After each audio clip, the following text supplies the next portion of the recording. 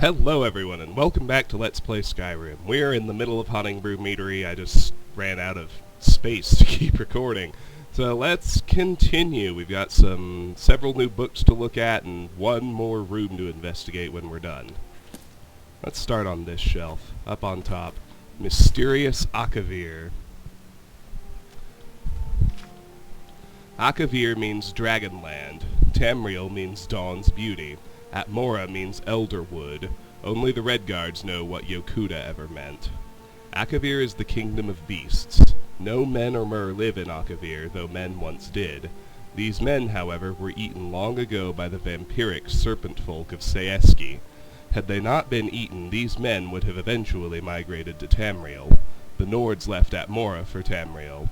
Before them, the Elves had abandoned Aldmeris for Tamriel. The Redguards destroyed Yokuda so they could make their journey. All men and mer know Tamriel is the nexus of creation, where the last war will happen, where the gods unmade Lorcan and left their adamantine tower of secrets. Who knows what the Akaviri think of Tamriel, but ask yourself, why have they tried to invade it 3 times or more? There are 4 major nations of Akavir: Kamal, Seeski, Tangmo, and Kepotun. When they are not busy trying to invade Tamriel, they are fighting with each other. Kamal is snow hell. Demons live there, armies of them. Every summer they fall out and invade Tangmo, but the brave monkey folk always drive them away. Once, Adasum Dir Kamal, a king among demons, attempted to conquer Morrowind, but Almalexia and the Underking destroyed him at Red Mountain. Seeski is Snake Palace, once the strongest power in Akavir before the Tiger Dragon came. The Serpent Folk ate all the men of Akavir a long time ago, but still kind of look like them. They are tall, beautiful if frightening, covered in golden scales, and immortal. They enslave the goblins of the surrounding isles, who provide labor and fresh blood. The holdings of Seeski are widespread. When natives of Tamriel think of the Akaviri, they think of the Serpent Folk, because one ruled the Cyrodiilic Empire for 400 years in the previous era. He was Potentate Versaduce, assassinated by the Morag Tong. Tangmo is the 1,000 Monkey Isles. There are many breeds of monkey folk, and they are all kind, brave, and simple, and many are also very crazy. They can raise armies when they must, for all of the other Akaviri nations have at one time or another tried to enslave them. They cannot decide who they hate more, the snakes or the demons, but ask one and he will probably say snakes. Though once bitter enemies, the monkey folk are now allies with the tiger folk of Kepotun. Kepotun is the tiger dragon's empire. The cat folk here are ruled by the divine Toshraka, the tiger dragon. They are now a very great empire, stronger than Seeski, though not at sea. After the Serpent Folk ate all the men, they tried to eat all the dragons. They managed to enslave the red dragons, but the black ones had fled to then Potun. A great war was raged, which left both the cats and the snakes weak, and the dragons all dead. Since that time the cat folk have tried to become the dragons. Toshraka is the first to succeed. He is the largest dragon in the world, orange and black, and he has very many new ideas. First, Toshraka says, is that we kill all the vampire snakes. Then the Tiger Dragon Emperor wants to invade Tamriel. Alright, we'll get to this next one in just a moment. Sorry about that. I have a job interview in a couple of hours, so I seem a little bit nervous, that's why. Student loans are coming due, so this is very timely. But I still thought to myself, what better way to get pumped for an interview and to relax myself than to play a little Skyrim. So next book is Cats of Skyrim. A report by Alda Tuil. I have been sent to this frigid wasteland to catalog and study any of its indigenous cats, which has so far been uneventful. After months of wandering, I have so far only encountered some variations of the same basic species. In my travels, I have encountered several Khajiit outcast from their clans that have taken up residence in Skyrim. They have been most unhelpful, probably for fear I'd expose their locations. I can't say I'm surprised that there are few Khajiit here. It's cold and unwelcoming. Saber cats are basic giant cats that have evolved two dangerously sharp front teeth. The average saber cat has a reddish-brown fur which it uses to blend into grassy regions, but I have observed them skulking and sleeping on rocks, so I don't believe the fur is for camouflage. The primary attacks of the saber cat are its biting attack, but it can also briefly rear up to attack with its front claws. I have also seen it pounce forward on its prey in a particularly powerful attack. The snowy version of the saber cat has spotted white fur, which I believe it uses more for stalking than its cousin in the plains. The tooth of the cat is rumored to be useful in potions that restore the imbiber's stamina, as well as a potion that will temporarily give a more keen eye for smithing. A skillful hunter can usually salvage the pelts and teeth of their kill, but report that the meat is tasteless and not fit to eat. The Real Barenziah, Volume 5, by Anonymous. As Symmachus had predicted, the theft of the Staff of Chaos had few short-term consequences. The current emperor, Uriel Septim, sent some rather stiff messages expressing shock and displeasure at the staff's disappearance, and urging Symmachus to make every effort to locate its whereabouts and communicate developments to the newly appointed imperial battle mage, Jagar Tharn, in whose hands the matter had been placed. Tharn! Symmachus thundered in disgust and frustration as he paced about the small chamber where Barenziah, now some months pregnant, was sitting serenely embroidering a baby blanket. Jagar Tharn, indeed. I wouldn't give him directions for crossing the street, not if he were a doddering old blind sot. What have you against him, love? I just don't trust that mongrel elf. Part dark elf, part high elf, and part the gods only know what. All the worst qualities of all his combined bloods, I'll warrant. He snorted. No one knows much about him. Claims he was born in southern Valenwood of a wood-elven mother. Seems to have been everywhere since. Barenziah, sunk in the contentment and lassitude of pregnancy, had only been humoring Symmachus thus far, but now she suddenly dropped her needlework and looked at him. Something had piqued her interest. Symmachus, could this Jagar Tharn have been the nightingale disguised? Symmachus thought this over before replying. Nay, my love, human blood seems to be the one missing component in Tharn's ancestry.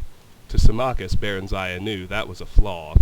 Her husband despised wood elves as lazy thieves and high elves as effete intellectuals, but he admired humans, especially Bretons, for their combination of pragmatism, intelligence, and energy.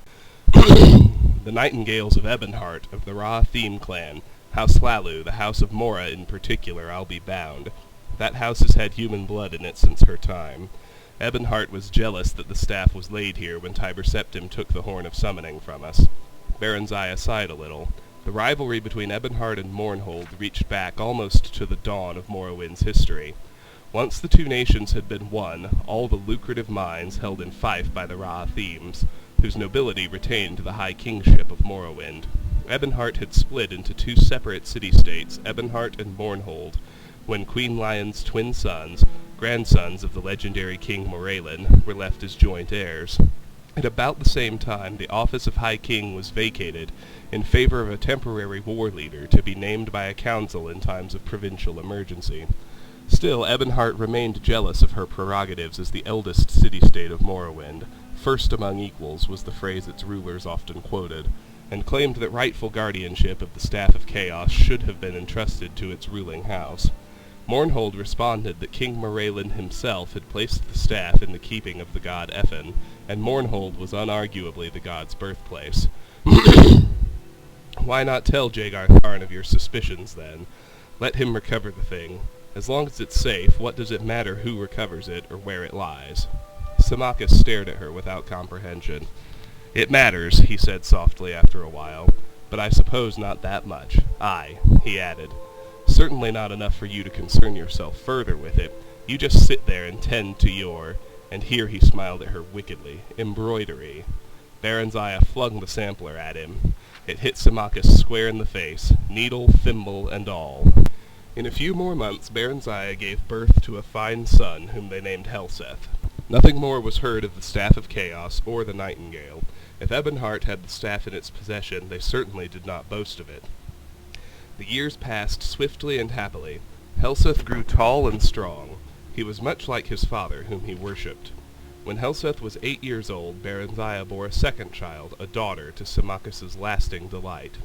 Helseth was his pride, but little Morgaiah, named for Symmachus's mother, held his heart. Sadly, the birth of Morgaiah was not the harbinger of better times ahead. Relations with the empire slowly deteriorated, for no apparent reason. Taxes were raised and quotas increased with each passing year. Symmachus felt that the emperor suspected him of having had a hand in the staff's disappearance, and sought to prove his loyalty by making every effort to comply with the escalating demands. He lengthened working hours and raised tariffs, and even made up some of the difference from both the royal exchequer and their own private holdings. But the levies multiplied, and commoners and nobles alike began to complain. It was an ominous rumble. "I want you to take the children and journey to the imperial city," Symmachus said at last in desperation one evening after dinner. "You must make the emperor listen, else all Mournhold will be up in revolt come spring." He grinned forcibly. "You have a way with men, love. You always did." Barenziah forced a smile of her own. "Even with you, I take it." "Yes, especially with me," he acknowledged amiably. "Both children?" Barenziah looked over toward a corner window, where Helseth was strumming a lute and crooning a duet with his little sister. Helseth was 15 by then, Morgaiah 8. They might soften his heart. Besides, it's high time Helseth was presented before the imperial court. "Perhaps, but that's not your true reason."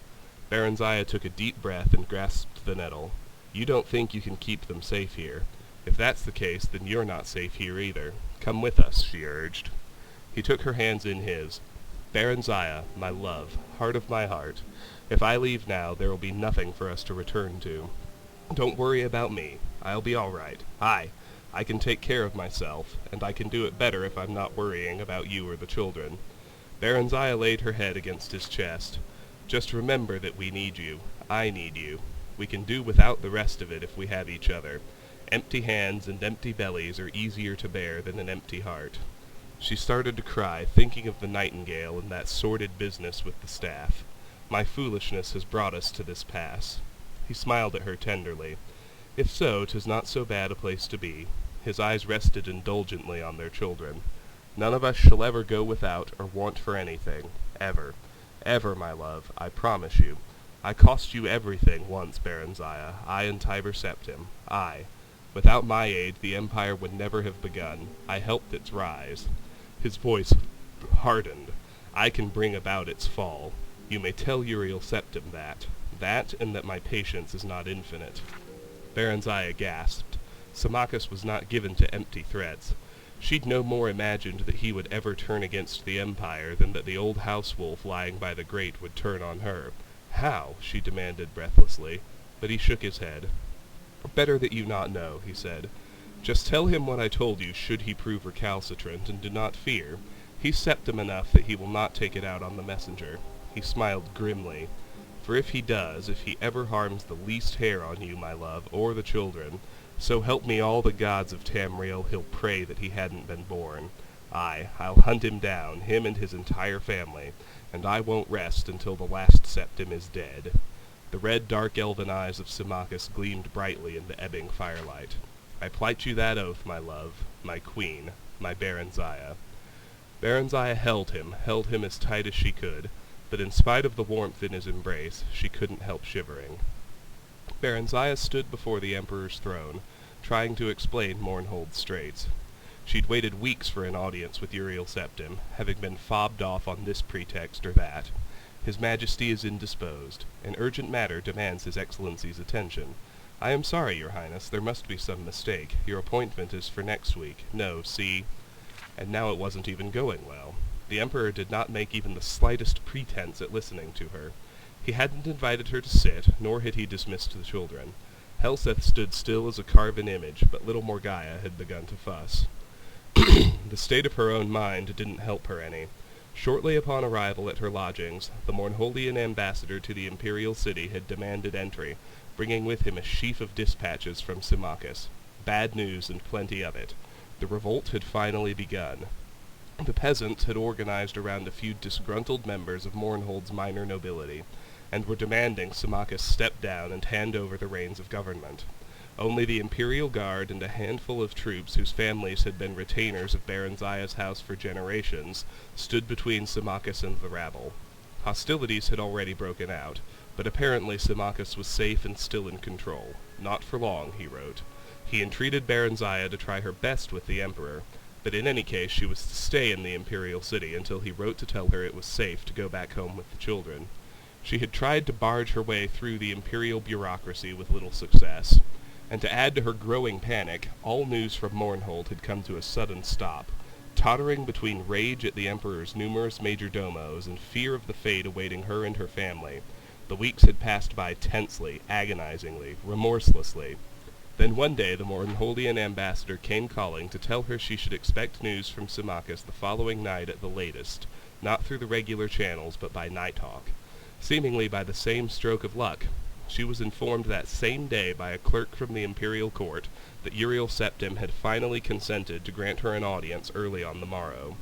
The Emperor had greeted the three of them when they came into the audience chamber with a too bright smile of welcome that nonetheless didn't reach his eyes. Then, as she presented her children, he had gazed at them with a fixed attention that was real yet somehow inappropriate. Barenziah had been dealing with humans for nearly 500 years now, and had developed the skill of reading their expressions and movements that was far beyond what any human could ever perceive. Try as the Emperor might to conceal it, there was hunger in his eyes, and something else. Regret? Yes, regret. But why? He had several fine children of his own. Why covet hers?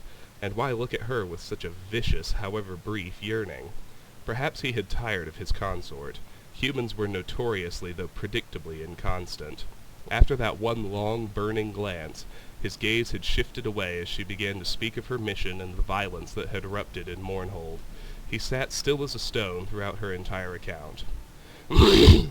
Puzzled at his inertia, and vexed to no end, Barenziah stared into the pale, set face, looking for some trace of the Septim she'd known in the past. She didn't know Uriel Septim well, having met him once when he was still a child, and then again at his coronation 20 years later. Twice, that was all. He'd been a stern and dignified presence at the ceremony, even as a young adult, yet not icily remote as this more mature man was. In fact, despite the physical resemblance, he didn't seem to be the same man at all. Not the same, yet something about him was familiar to her, more familiar than it should be, some trick of posture or gesture. Suddenly she felt very hot, as if lava had been poured over her. Illusion. She had studied the arts of illusion well since the nightingale had deceived her so badly. She had learned to detect it, and she felt it now as certainly as a blind man could feel the sun on his face. Illusion, but why? Her mind worked furiously even as her mouth went on reciting details about Mournhold's troubles. Vanity. Humans were oft as ashamed at the signs of aging as elves were proud to exhibit them. Yet the face Uriel Septim wore seemed consistent with his age. Barenziah dared use none of her own magic. Even petty nobles had means of detecting magicka, if not actually shielding themselves from its effects, within their own halls. The use of sorcery here would bring down the Emperor's wrath as surely as drawing a dagger would. Magic. Illusion. Suddenly she was brought to mind of the nightingale, and then he was sitting before her. Then the vision changed, and it was Uriel Septim. He looked sad, trapped. And then the vision faded once more, and another man sat in his place, like the nightingale and yet unlike. Pale skin, bloodshot eyes, elven ears, and about him a fierce glow of concentrated malice, an aura of eldritch energy, a horrible, destructive shimmer. This man was capable of anything. And then once again she was looking into the face of Uriel Septim. How could she be sure she wasn't imagining things? Perhaps her mind was playing tricks on her. She felt a sudden vast weariness, as if she'd been carrying a heavy burden too long and too far. She decided to abandon her earnest narrative of Mournhold's ills, as it was quite plainly getting her nowhere, and switch back to pleasantry. Pleasantry, however, with a hidden agenda. Do you remember, sire, Symmachus and I had dinner with your family shortly after your father's coronation. You were no older than tiny Morgaya here. We were greatly honored to be the only guests that evening, except for your best friend Justin, of course. Ah, yes, the Emperor said, smiling cautiously. Very cautiously. I do believe I recall that. You and Justin were such friends, your majesty. I was told he died not long after. A great pity. Indeed, I still do not like to speak of him. His eyes turned blank, or blanker if it had been possible. As for your request, milady, we shall take it under advisement and let you know. Barenziah bowed, as did the children. A nod from the Emperor dismissed them, and they backed away from the imperial presence. She took a deep breath when they emerged from the throne room. Justin had been an imaginary playmate, although young Uriel had insisted a place be set for Justin at every meal. Not only that, Justin, despite the boyish name, had been a girl.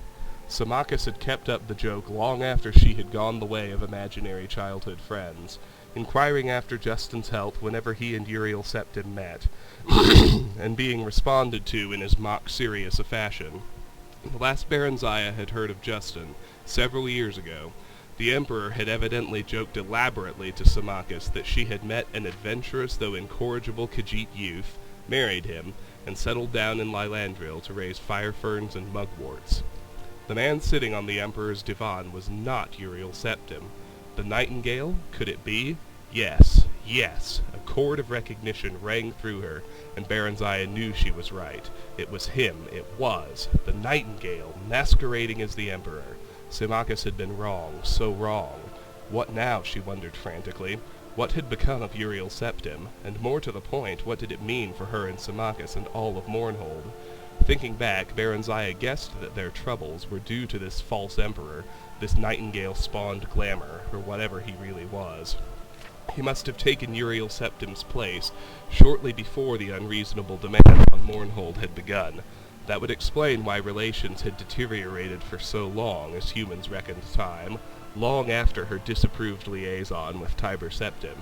The nightingale knew of Symmachus's famed loyalty to and knowledge of the Septim house, and was effecting a preemptive strike. If that were the case, they were all in terrible danger. She and the children were in his power here in the imperial city, and Symmachus was left alone to deal with troubles of the nightingale's brewing in Mournhold. What must she do? Barenziah impelled the children ahead of her, a hand on each shoulder, trying to stay cool, collected, her ladies-in-waiting and personal knight's escort trailing behind. Finally they reached their waiting carriage. Even though their suite of rooms was only a few blocks from the palace, royal dignity forbade travel on foot for even short distances, and for once Barenziah was glad of it. The carriage seemed a kind of refuge now, false as she knew the feeling must be. A boy dashed up to one of the guards and handed him a scroll, then pointed toward the carriage. The guard brought it to her. The boy waited, eyes wide and shining. The epistle was brief and complimentary, and simply inquired if King Eadwire of Wayrest, of the province of High Rock, might be granted an audience with the famed Queen Barenziah of Mournhold, as he had heard much of her and would be pleased to make her acquaintance. Barenziah's first impulse was to refuse. She wanted only to leave this city. Certainly she had no inclination toward any dalliance with a dazzled human. She looked up, frowning, and one of the guards said, "Milady, the boy says his master awaits your reply yonder." She looked in the direction indicated and saw a handsome elderly man on horseback, surrounded by a half-dozen courtiers and cavaliers. He caught her eye and bowed respectfully, taking off a plumed hat. "Very well," Barenziah said to the boy on impulse. "Tell your master he may call on me tonight after the dinner hour." King Eadwire looked polite and grave and rather worried, but not in the least love-struck. At least that was something, she thought pensively. Barenziah stood at the tower window, waiting. She could sense the familiar's nearness, but though the night sky was clear as day to her eyes, she could not yet see him. Then suddenly he was there, a swift moving dot beneath the wispy night clouds. A few more minutes and the great nighthawk finished its descent, wings folding, talons reaching for her thick leather armband. She carried the bird to its perch, where it waited, panting, as her impatient fingers felt for the message secured in a capsule on one leg. The hawk drank mightily from the water-till when she had done, then ruffled its feathers and preened, secure in her presence. A tiny part of her consciousness shared its satisfaction at a job well done, mission accomplished, and rest earned. Yet beneath it all was unease. Things were not right, even to its humble avian mind. Her fingers shook as she unfolded the thin parchment and pored over the cramped writing. Not Symmachus's bold hand. Barenziah sat slowly, fingers smoothing the document while she prepared her mind and body to accept disaster calmly, if disaster it would be. Disaster it was. The Imperial Guard had deserted Symmachus and joined the rebels. Symmachus was dead. The remaining loyal troops had suffered a decisive defeat. Symmachus was dead. The rebel leader had been recognized as King of Mournhold by Imperial envoys. Symmachus was dead. Barenziah and the children had been declared traitors to the Empire and a price set on their heads. Symmachus was dead. So the audience with the Emperor earlier that morning had been nothing but a blind, a ruse, a charade. The Emperor must have already known. She was just being strung along, told to stay put, take things easy, milady queen. Enjoy the Imperial City and the delights it has to offer. Do make your stay as long as you want. Her stay? Her detention. Her captivity. And in all probability her impending arrest. She had no delusions about her situation. She knew the Emperor and his minions would never let her leave the Imperial City ever again, at least not alive. Symmachus was dead. Milady? Barenziah jumped, startled by the servant's approach. What is it? The Breton is here, milady. King Eadwire, the woman added helpfully, noting Barenziah's incomprehension. She hesitated. Is there news, milady? She said, nodding toward the Nighthawk. Nothing that will not wait, Barenziah said quickly, and her voice seemed to echo in the emptiness that suddenly yawned like a gaping abyss inside her. See to the bird. She stood up, smoothed her gown, and prepared to attend on her royal visitor. She felt numb as the stone walls around her, numb as the quiescence of the night air, numb as a lifeless corpse. Symmachus was dead. King Eadwire greeted her gravely and courteously, if a bit fulsomely. He claimed to be a fervent admirer of Symmachus, who figured prominently in his family's legends. Gradually he turned the conversation to her business with the Emperor. He inquired after details and asked if the outcome had been favorable to Mournhold. Finding her non-committal, he suddenly blurted out, Milady Queen, you must believe me. The man who claims himself the Emperor is an impostor. I know it sounds mad, but No, Barenziah said, with sudden decisiveness. You are entirely correct, my lord king. I know. Eadwire relaxed into his seat for the first time, eyes suddenly shrewd. You know? You're not just humoring someone you might think a madman? I assure you, my lord, I am not. She took a deep breath. And who do you surmise is dissembling as the Emperor? The Imperial battle mage, Jagar Tharn. Ah, my lord king, have you perchance heard of someone called the Nightingale? Yes, milady, as a matter of fact I have. My allies and I believe him to be one and the same man as the renegade Tharn. I knew it. Barenziah stood up and tried to mask her upheaval. The Nightingale, Jagar Tharn. Oh, but the man was a demon, diabolical and insidious, and so very clever. He had contrived their downfall seamlessly, perfectly. Symmachus, my Symmachus. Eadwire coughed diffidently. Milady, we need your aid. Barenziah smiled grimly at the irony. I do believe I should be the one saying those words. But go on, please. Of what assistance might I be, my lord king? Quickly the monarch outlined a plot. The mage Rhea Silmain, of late apprenticed to the vile Jagar Tharn, had been killed and declared a traitor by the false emperor. Yet she had retained a bit of her powers and could still contact a few of those she had known well on the mortal plane. Here we're getting into arena. She had chosen a champion, the arena PC, who would undertake to find the Staff of Chaos, which had been hidden by the traitorous sorcerer in an unknown site. This champion was to wield the staff's power to destroy Jagar Tharn, who was otherwise invulnerable, and rescue the true emperor being held prisoner in another dimension. However, the champion, while thankfully still alive, now languished in the imperial dungeons. Tharn's attention must be diverted while the chosen one gained freedom with Rhea's spirit's help. Barenziah had the false emperor's ears, and seemingly his eyes. Would she provide the necessary distraction? I suppose I could obtain another audience with him, Barenziah said carefully. But would that be sufficient? I must tell you that my children and I have just recently been declared traitors to the Empire. In Mournhold, perhaps, milady, and Morrowind. Things are different in the Imperial City and the Imperial Province. The same administrative morass that makes it near impossible to obtain an audience with the Emperor and his ministers also quite assures that you would never be unlawfully imprisoned or otherwise punished without benefit of due legal process. In your case, milady, and your children's, the situation is further exacerbated by your royal rank. As queen and heirs apparent, your persons are considered inviolable, sacrosanct, in fact. The king grinned. The imperial bureaucracy, milady, is a double-edged claymore. So, at least she and the children were safe for the time being. Then a thought struck her. "My lord king, what did you mean earlier when you said I had the false emperor's eyes, and seemingly at that?" Eadwire looked uncomfortable. "It was whispered among the servants that Jagar Tharn kept your likeness in a sort of shrine in his chambers." "I see." Her thoughts wandered momentarily to that insane romance of hers with the nightingale. She had been madly in love with him, foolish woman. And the man she had once loved had caused to be killed the man she truly did love, loved. He's gone now. He... She still couldn't bring herself to accept the fact that Symmachus was dead. But even if he is, she told herself firmly, my love is alive and remains. He would always be with her, as would the pain of living the rest of her life without him, the pain of trying to survive each day, each night, without his presence, his comfort, his love, the pain of knowing he would never see his children grow into a fine pair of adults, who would never know their father, how brave he was, how strong, how wonderful, how loving, especially little Morgaya. And for that, for all you have done to my family, Nightingale, you must die. Does that surprise you? Eadwire's words broke into her thoughts. What? Does what surprise me? Your likeness in Tharn's room. Oh. Her features set imperturbably. Yes, and no.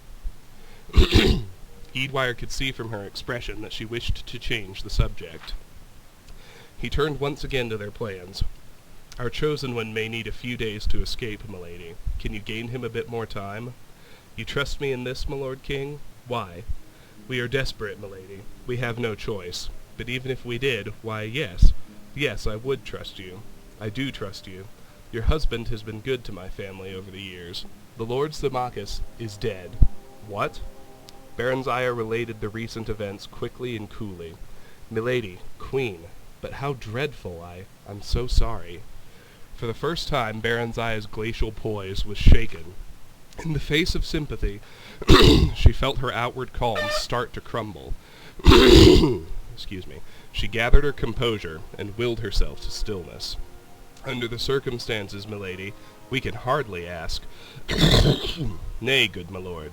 Under the circumstances, I must do what I may to avenge myself upon the murderer of my children's father. A single tear escaped the fortress of her eyes. She brushed it away impatiently. In return, I ask only that you protect my orphaned children as you may. Eadwire drew himself up. His eyes shone. Willingly do I so pledge, most brave and noble queen. The gods of our beloved land, indeed Tamriel itself, be my witnesses. His words touched her absurdly, yet profoundly. I thank you from my heart and my soul, good my lord King Eadwire. You have mine and my children's everlasting grata. She broke down.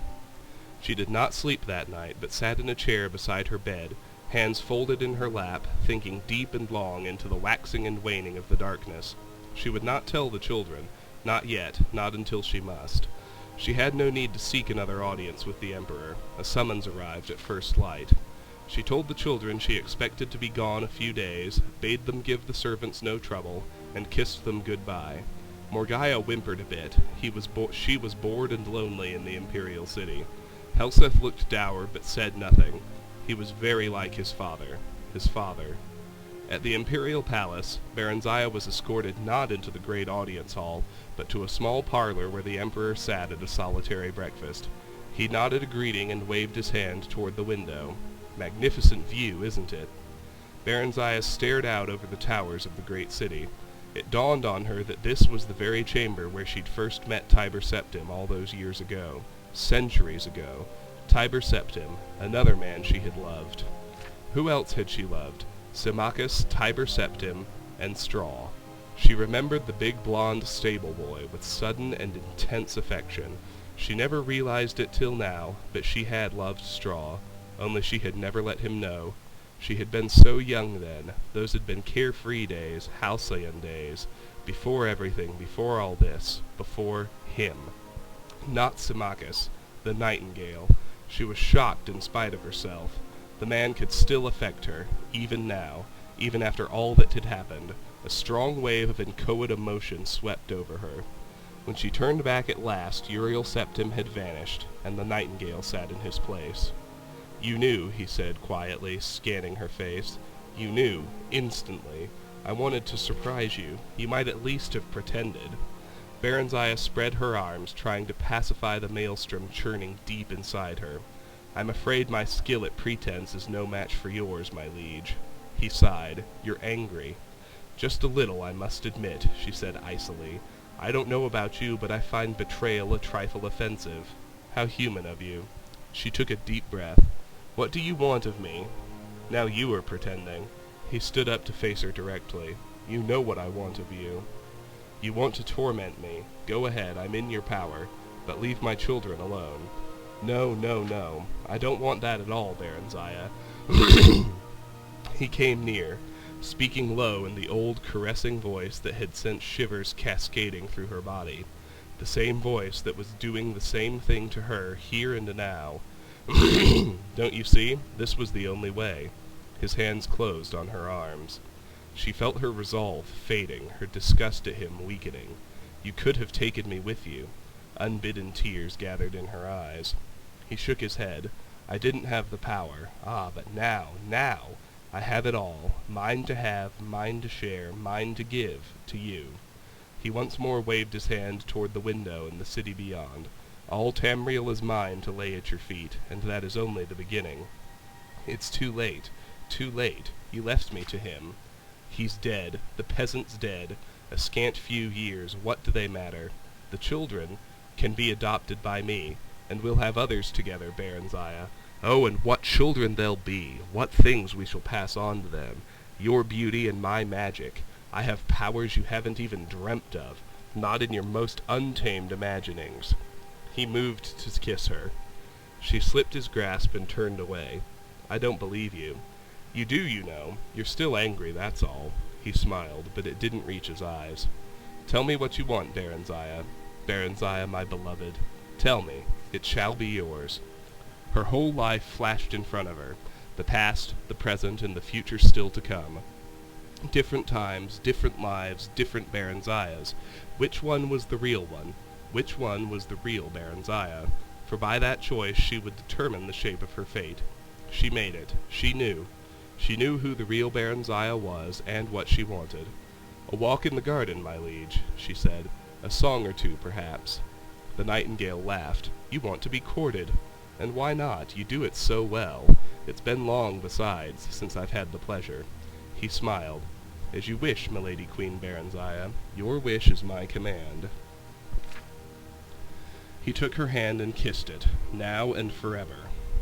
And so they spent their days in courtship, walking, talking, singing, and laughing together, while the Empire's business was left to subordinates. "I'd like to see the staff," Barenziah said idly one day. "I only had a glimpse of it, you'll recall." He frowned. "Nothing would give me greater pleasure, Heart's Delight, but that would be impossible." "You don't trust me," Barenziah pouted, but softened her lips when he leaned over for a kiss. "Nonsense, love. Of course I do. But it isn't here." He chuckled. "In fact, it isn't anywhere." He kissed her again, more passionately this time. "You're talking in riddles again. I want to see it. You couldn't have destroyed it." "Ah, you've gained in wisdom since last we met." "You inspired my hunger for knowledge somewhat." She stood up. "The Staff of Chaos can't be destroyed, and it can't be removed from Tamriel, not without the direst consequences to the land itself." "Ah, you impress me, my love. All true. It is not destroyed, and it is not removed from Tamriel. And yet, as I said, it isn't anywhere. Can you solve the puzzle?" He pulled her to him, and she leaned into his embrace. "Here's a greater riddle still," he whispered. "How does one make one of two? That I can and will show you." Their bodies merged, limbs tangled together. Later, when they had drawn a bit apart and he lay dozing, she thought sleepily, "One of two, two of one, three of two, two of three. What cannot be destroyed or banished might be split apart, perhaps." She stood up, eyes blazing. She started to smile. The nightingale kept a journal. He scribbled entries onto it every night after quick reports from underlings. It was locked in a bureau, but the lock was a simple one. She had, after all, been a member of the Thieves Guild in a past life, another Barenziah. One morning, Barenziah managed to sneak a quick look at it while he was occupied at his toilet. She discovered that the first piece of the Staff of Chaos was hidden in an ancient dwarvish mine called Fang Lair, although its location was given only in the vaguest of terms. The diary was crammed with jotted events in an odd shorthand, and was very hard to decipher. All Tamriel, she thought, in his hands and mine, and more perhaps, and yet, for all his exterior charm, there was a cold emptiness where his heart should have been, a vacuum of which he was quite unaware, she thought. One could glimpse it now and then, when his eyes would go blank and hard. And yet, though he had a different concept of it, he yearned for happiness too, and contentment. Peasant dreams, Barenziah thought, and straw flashed before her eyes again, looking lost and sad, and then Theris with a feline Khajiit smile, Tiber Septim, powerful and lonely, Symmachus, solid, stolid Symmachus, who did what ought to be done quietly and efficiently, the Nightingale, a riddle and a certainty, both the darkness and the light, the Nightingale who would rule all and more, and spread chaos in the name of order. Barenziah got reluctant leave from him to visit her children, who had yet to be told of their father's death, and of the Emperor's offer of protection. She finally did, and it wasn't easy. Morgaya clung to her for what seemed an era, sobbing wretchedly, while Helseth ran off into the garden to be alone, afterward refusing all her attempts to speak to him on the subject of his father, or even to let her hold him to her breast. Eadwire called on her while she was there. She told him what she had discovered so far, explaining that she must remain a while yet and learn more as she could. The Nightingale teased her about her elderly admirer. He was quite aware of Eadwire's suspicion, but he wasn't the least bit perturbed, for no one took the old fool seriously. Barenziah even managed to arrange a reconciliation of sorts between them. Eadwire publicly recanted his misgivings, and his old friend the Emperor forgave him. He was afterward invited to dine with them at least once a week. The children liked Eadwire, even Helseth, who disapproved of his mother's liaison with the Emperor and consequently detested him. He had become surly and temperamental as the days passed, and frequently quarreled with both his mother and her lover. Eadwire was not happy with the affair either, and the Nightingale took great delight at times in openly displaying his affection for Barenziah just to nettle the old man. They could not marry, of course, for Uriel Septim was already married. At least, not yet. The Nightingale had exiled the Empress shortly after taking the Emperor's place, but had not dared harm her. She was given sanctuary by the Temple of the One. It had been given out that she was suffering from ill health, and rumors had been circulated by the Nightingale's agents that she had mental problems. The Emperor's children had likewise been dispatched to various prisons all across Tamriel, disguised as schools. "She'll grow worse in time," Nightingale said carelessly, referring to the Empress and eyeing Barenziah's swollen breasts and swelling belly with satisfaction. As for their children, well, life is full of hazards, isn't it? We'll be married. Your child will be my true heir. He did want the child. Barenziah was sure of that. She was far less sure, however, of his feelings for her. They argued continually now, often violently, usually about Helseth, whom he wanted to send away to school in Somerset Isle, the province farthest from the imperial city. Barenziah made no effort to avoid these altercations. The Nightingale, after all, had no interest in a smooth, unruffled life, and besides, he thoroughly enjoyed making up afterward. Occasionally, Barenziah would take the children and retreat to their old apartment, declaring she wanted no more to do with him. But he would always come to fetch her back, and she would always let herself be fetched back. It was ineffable, like the rising and setting of Tamriel's twin moons.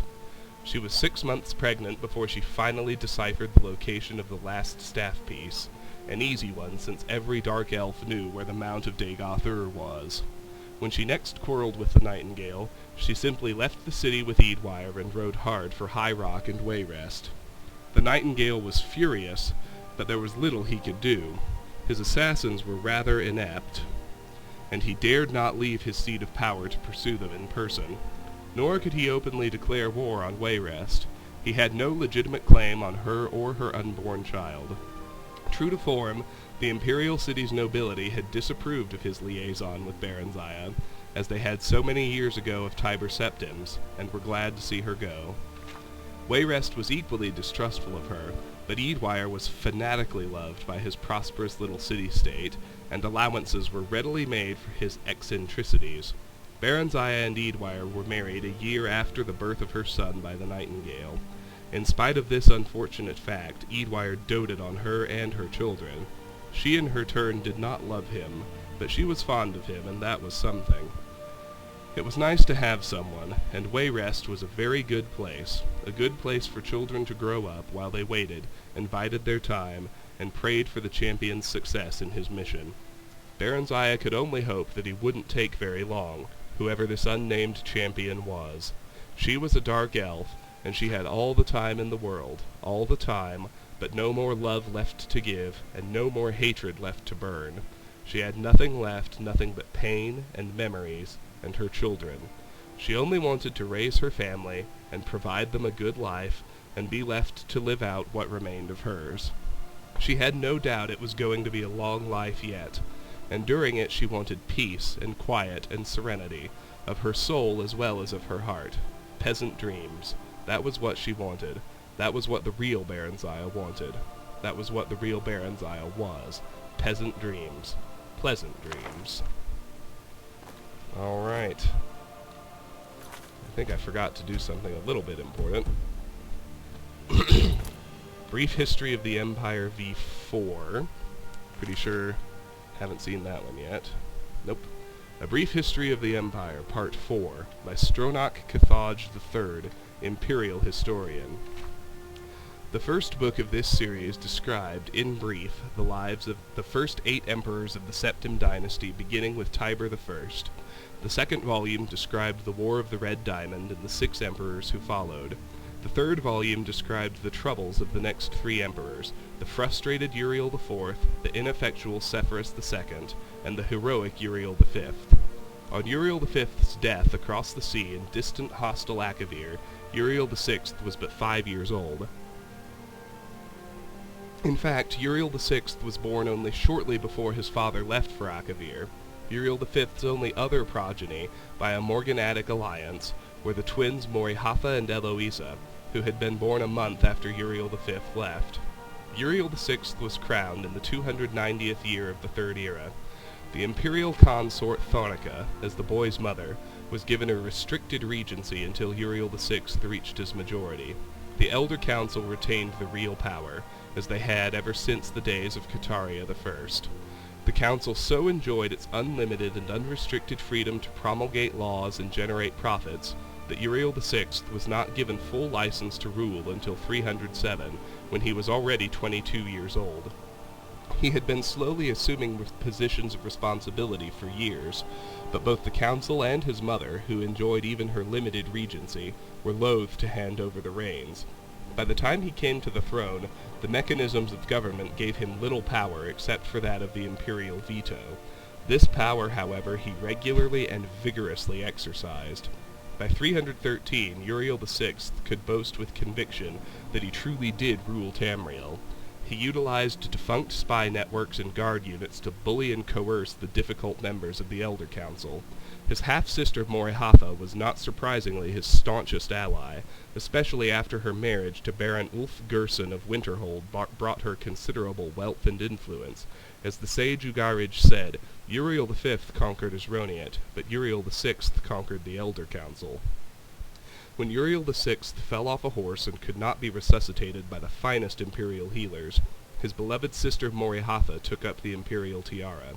At 25 years of age, she had been described by admittedly self-serving diplomats as the most beautiful creature in all of Tamriel.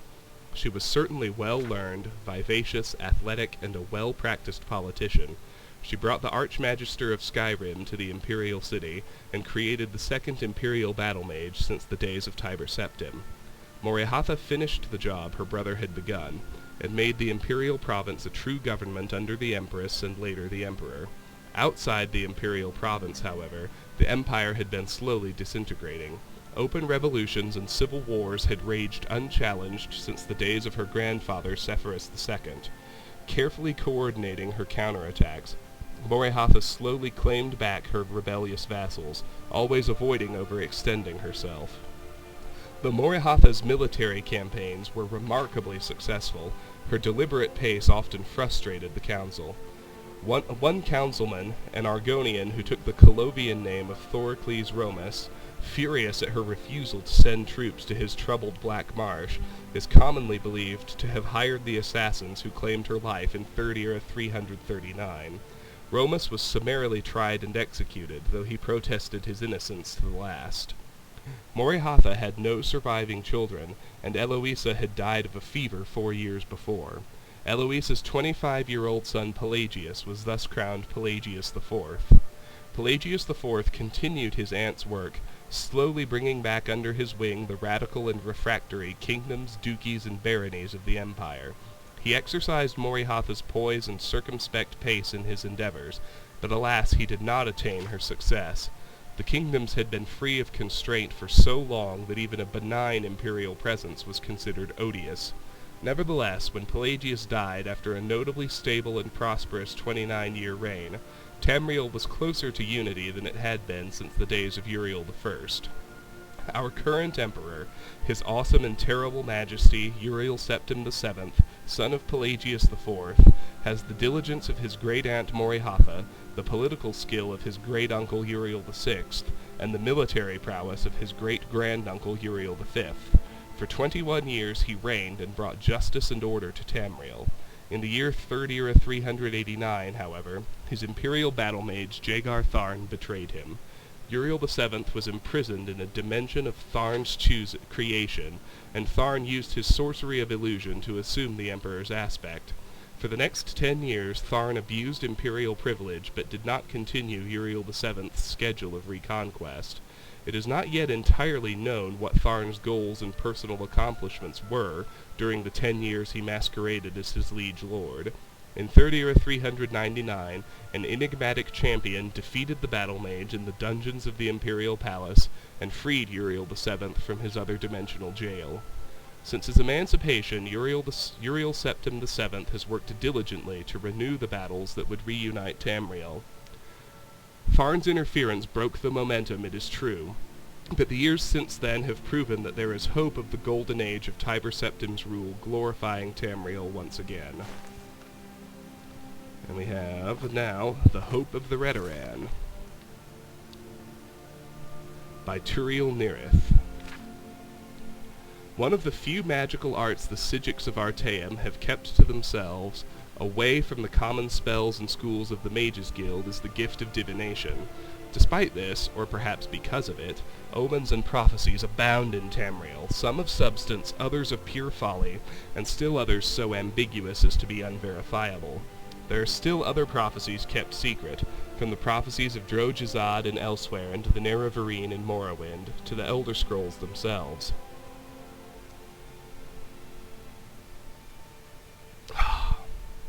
The Nord nobility have a tradition of having omens read for their children. In general, these readings are of the obscure variety.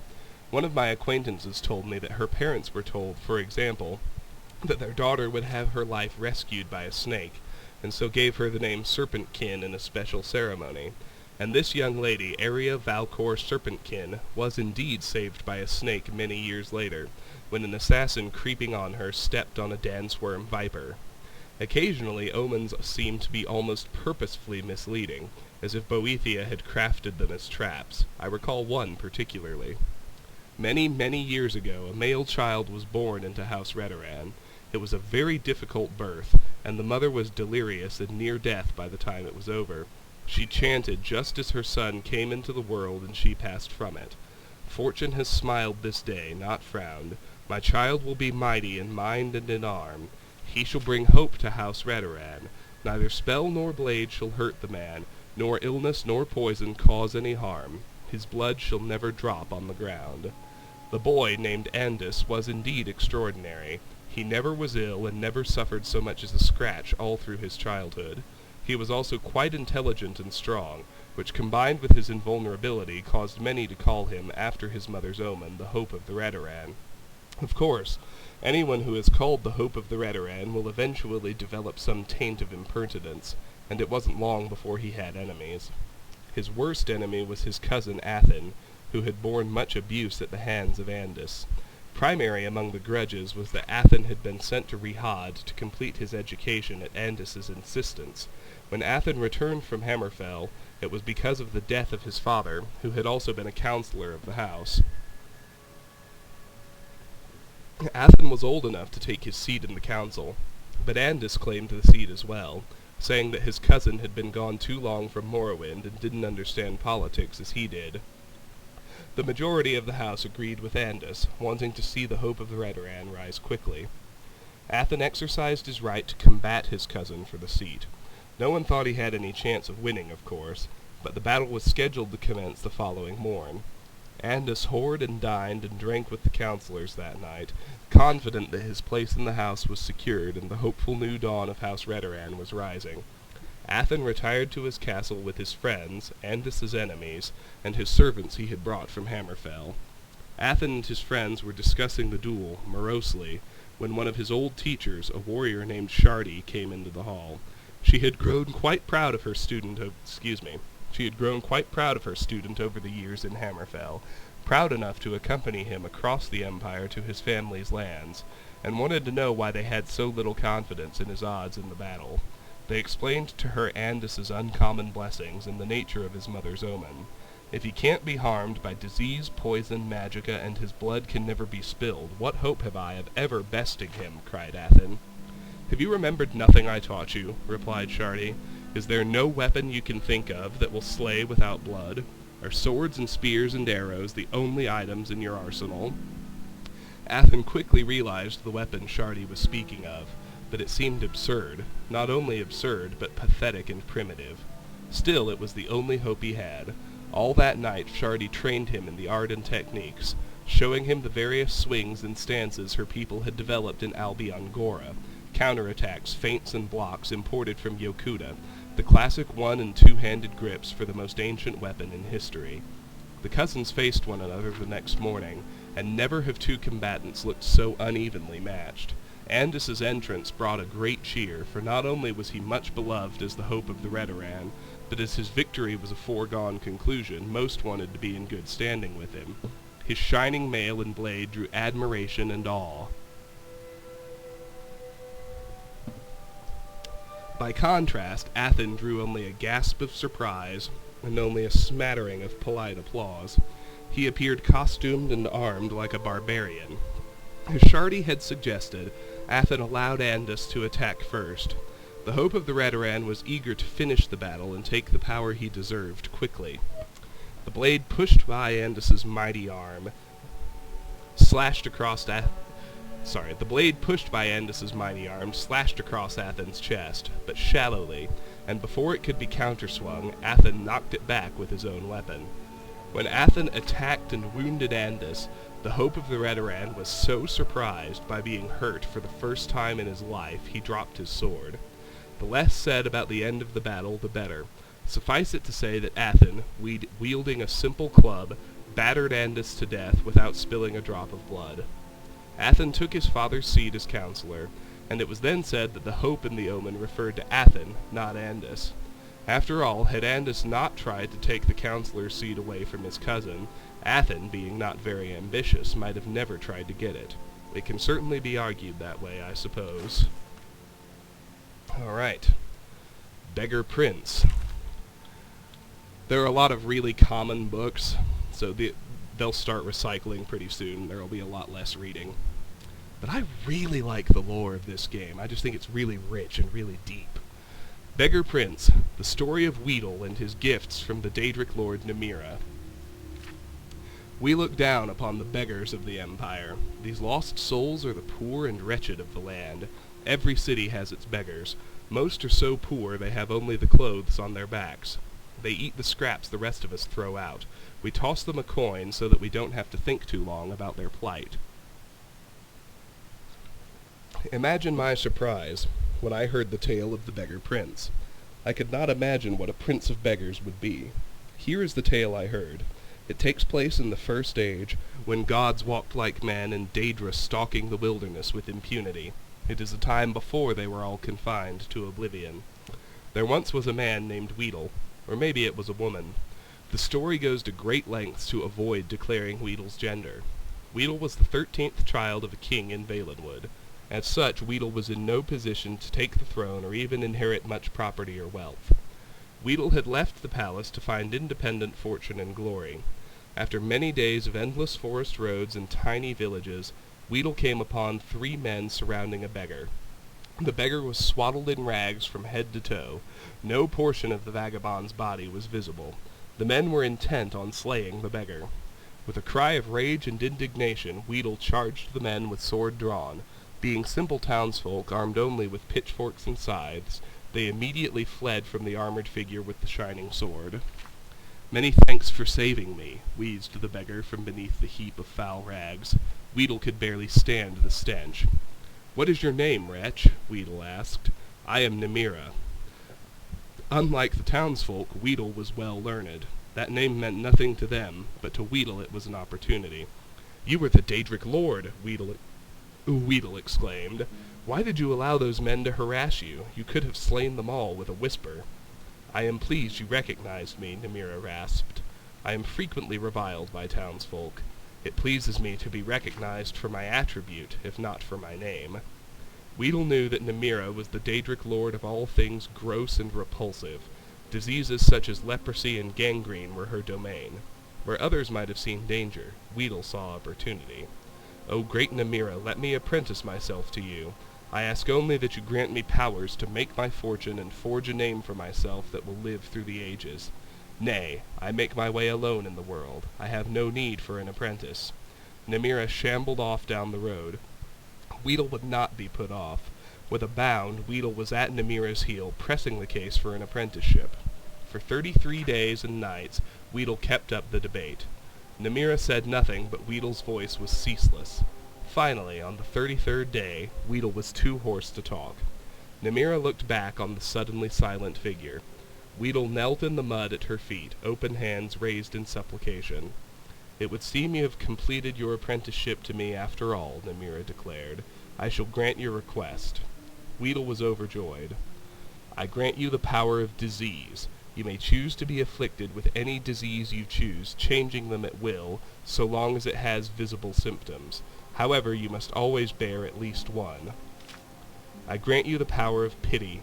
You may evoke pity in anyone that sees you. Finally, I grant you the power of disregard. You may cause others to disregard your presence." Weedle was aghast. These were not boons from which a fortune could be made. They were curses, each awful in its own right, but together they were unthinkable. How am I to make my fortune and forge a name for myself with these terrible gifts? As you begged at my feet for 33 days and 33 nights, so shall you now beg for your fortune in the cities of men. Your name will become legendary among the beggars of Tamriel. The story of Weedle, the prince of beggars, shall be handed down throughout the generations. It was as Nemira predicted. Weedle was an irresistible beggar. None could see the wretch without desperately wanting to toss a coin at the huddled form. However, Weedle also discovered that the power of disregard gave great access to the secrets of the realms. People unknowingly said important things where Weedle could hear them. Weedle grew to know the comings and goings of every citizen in the city. To this day it is said that if you really want to know something, go ask the beggars. They have eyes and ears throughout the cities. They know all the little secrets of the daily lives of its citizens. The good news is the first 3 are shorter than the last 2. The Real Barenziah, Volume 3, by Anonymous. For several days Barenziah felt a weight of sorrow at her separation from her friends, but by the second week out her spirits began to rise a little. She found that she enjoyed being on the road again, although she missed Straw's companionship more than she would have thought. They were escorted by a troop of Redguard knights with whom she felt comfortable, although these were much more disciplined and decorous than the guards of the merchant caravans she had spent time with. They were genial but respectful toward her, despite her attempts at flirtation.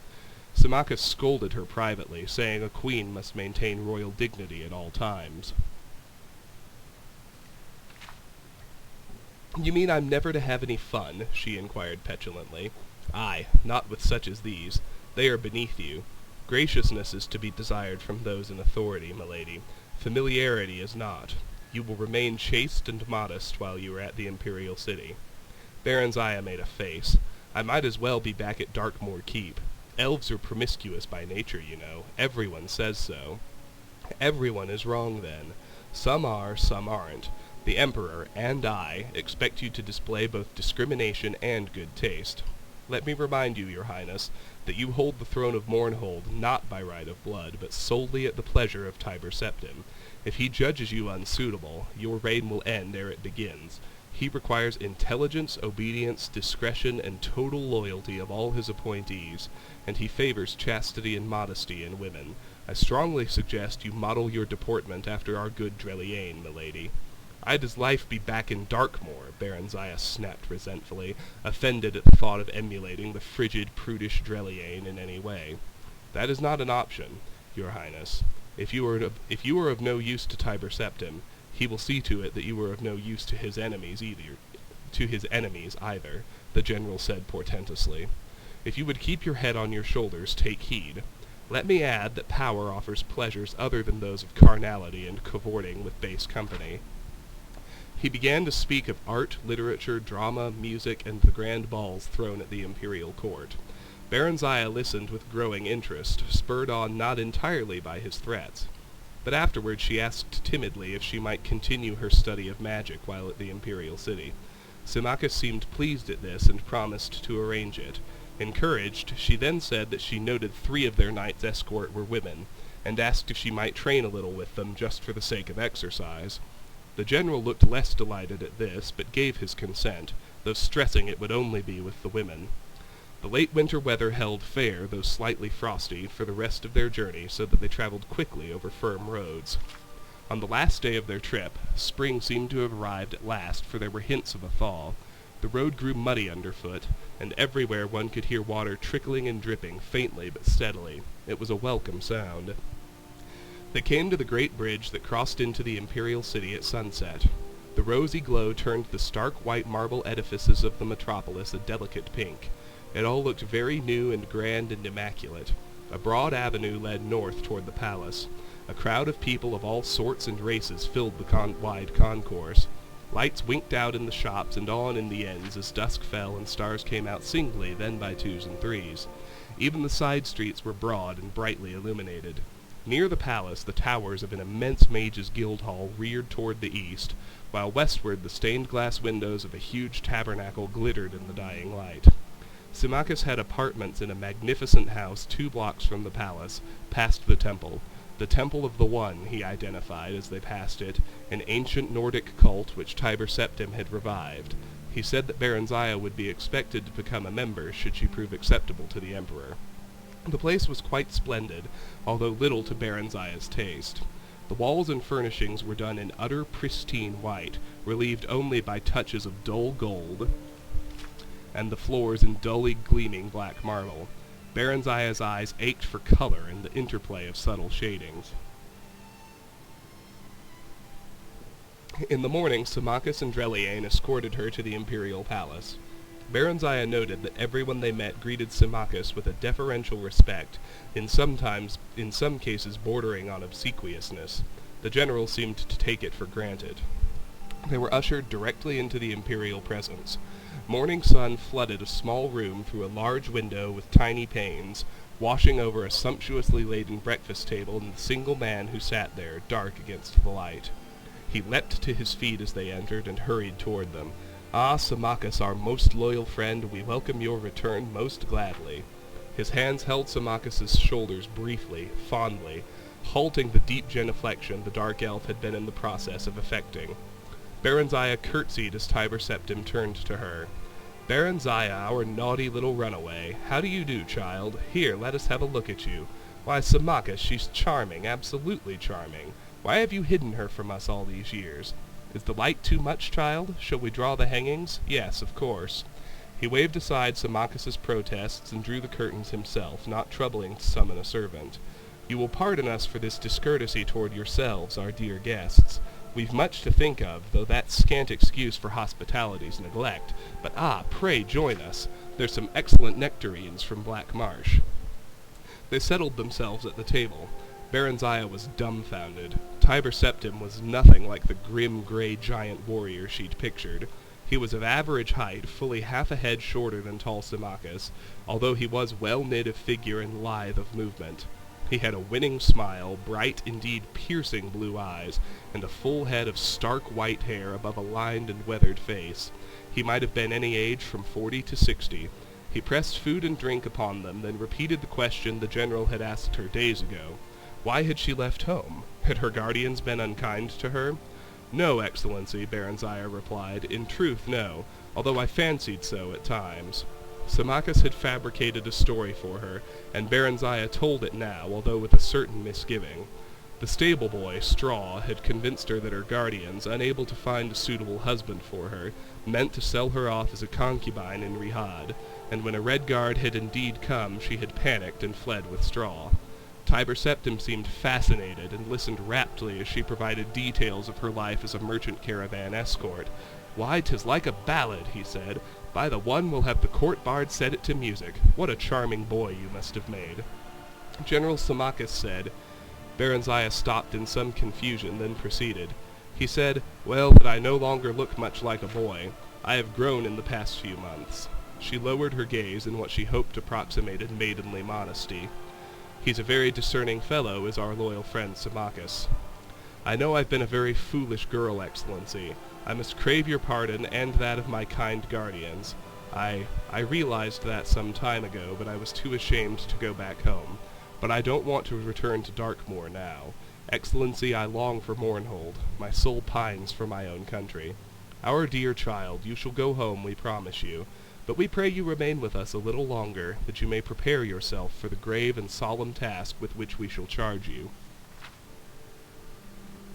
Barenziah gazed at him earnestly, heart beating fast. It was all working just as Symmachus had said it would. She felt a warm flush of gratitude toward him, but was careful to keep her attention focused on the emperor. "I am honored, Excellency, and wish most earnestly to serve you and this great empire you have built in any way I can." It was the politic thing to say, to be sure, but Barenziah really meant it. She was awed at the magnificence of the city and the discipline and order evident everywhere, and moreover was excited at the prospect of being a part of it all, and she felt quite taken by the gentle Tiber Septim. After a few days, Symmachus left for Mournhold to take up the duties of a governor until Barenziah was ready to assume the throne, after which he would become her prime minister. Barenziah, with Dreliane as chaperone, took up residence in a suite of rooms at the imperial palace. Several tutors were provided her, in all the fields deemed seemly for a queenly education. During this time she became deeply interested in the magical arts, but she found the study of history and politics not at all to her preference.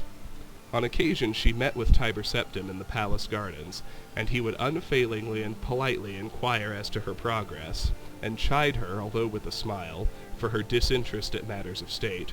However, he was always happy to instruct her on the finer points of magic, and he could make even history and politics seem interesting. "They're people, child, not dry facts in a dusty volume," he said. As her understanding broadened, their discussions grew longer, deeper, more frequent. He spoke to her of his vision of a united Tamriel, each race separate and distinct, but with shared ideals and goals, all contributing to the common weal.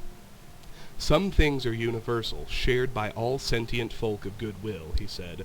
"So the One teaches us. We must unite against the malicious and the brutish, the miscreated, the orcs, trolls, goblins, and other worse creatures, and not strive against one another." His blue eyes would light up as he stared into his dream, and Barenziah was delighted just to sit and listen to him. If he drew close to her, the side of her body next to him would glow as if he were a smoldering blaze. If their hands met, she would tingle all over as if his body were charged with a shock spell. One day, quite unexpectedly, he took her face in his hands and kissed her gently on the mouth. She drew back after a few moments, astonished by the violence of her feelings, and he apologized instantly. We We didn't mean to do that. It's just, you are so beautiful, dear, so very beautiful." He was looking at her with hopeless yearning in his generous eyes. She turned away, tears streaming down her face. "Are you angry with us? Speak to us, please." Barenziah shook her head. "I could never be angry with you, Excellency. I love you. I know it's wrong, but I can't help it." "We have a consort," he said. "She is a good and virtuous woman, the mother of our children and future heirs.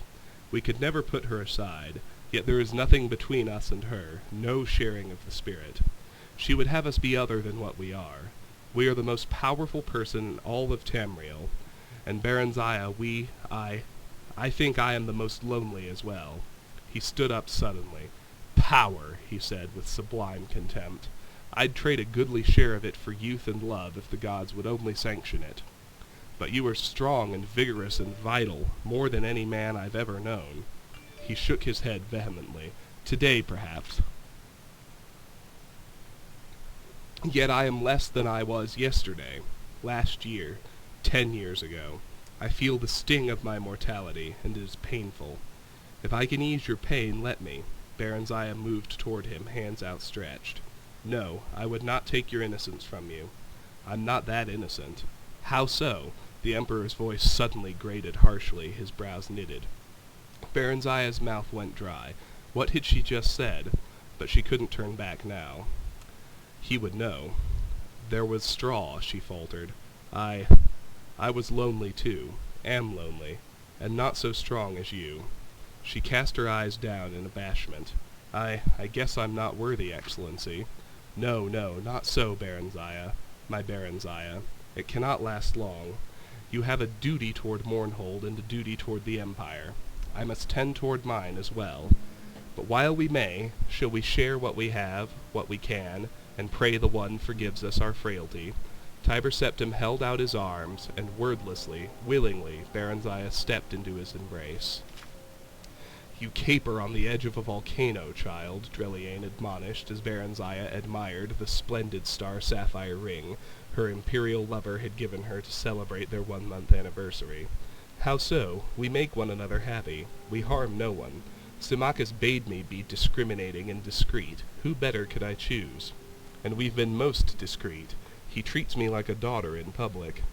Tiber Septim's nightly visits were made through a secret passage that only few in the palace were privy to, himself and a handful of trusted bodyguards.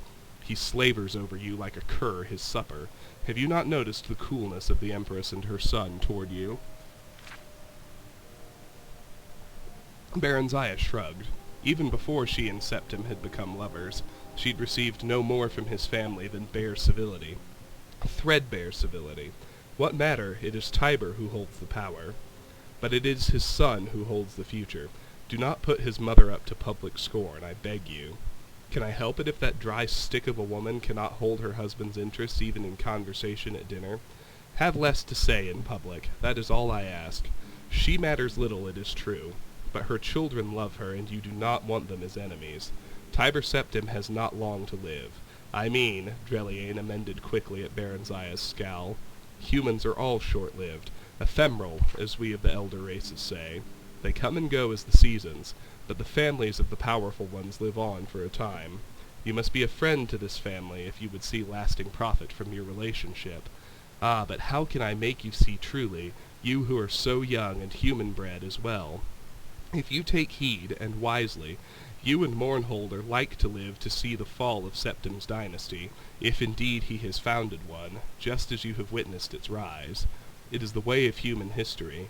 They ebb and flow like the inconstant tides. Their cities and dominions bloom like spring flowers, only to wither and die in the summer sun. But the elves endure. We are as a year to their hour, a decade to their day. Barenziah just laughed. She knew that rumors abounded about her and Tiber Septim. She enjoyed the attention, for all save the Empress and her son seemed captivated by her. Minstrels sang of her dark beauty and her charming ways. She was in fashion and in love, and if it was temporary, well, what was not?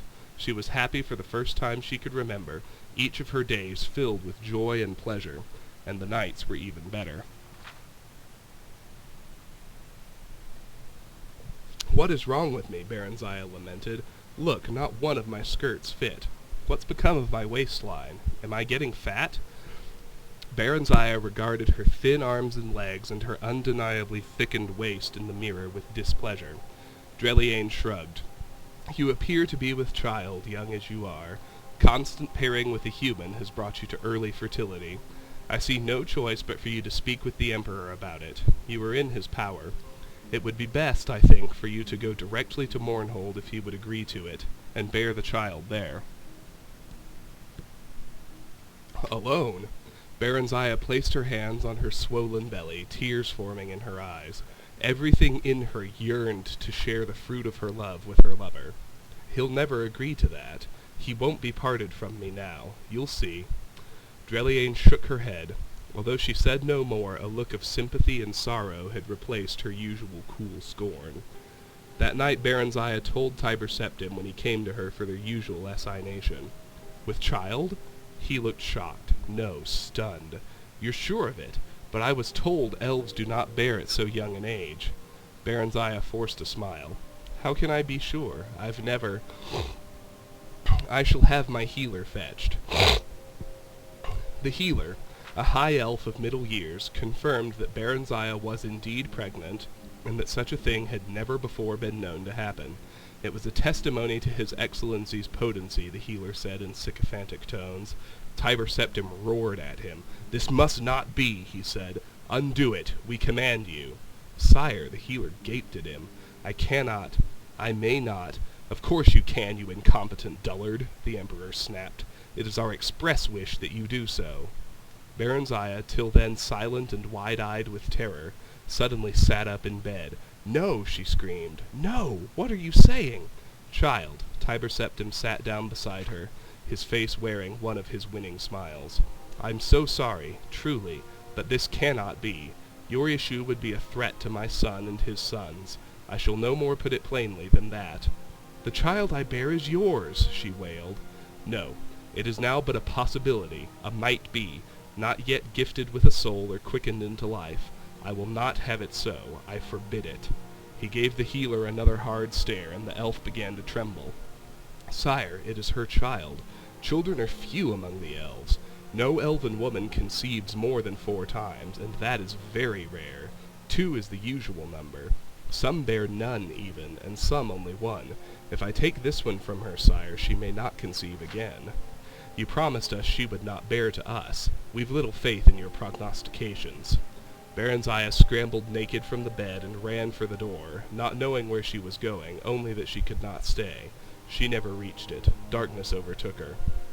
She awoke to pain and a feeling of emptiness, a void where something used to be, something that used to be alive, but now was dead and gone forever.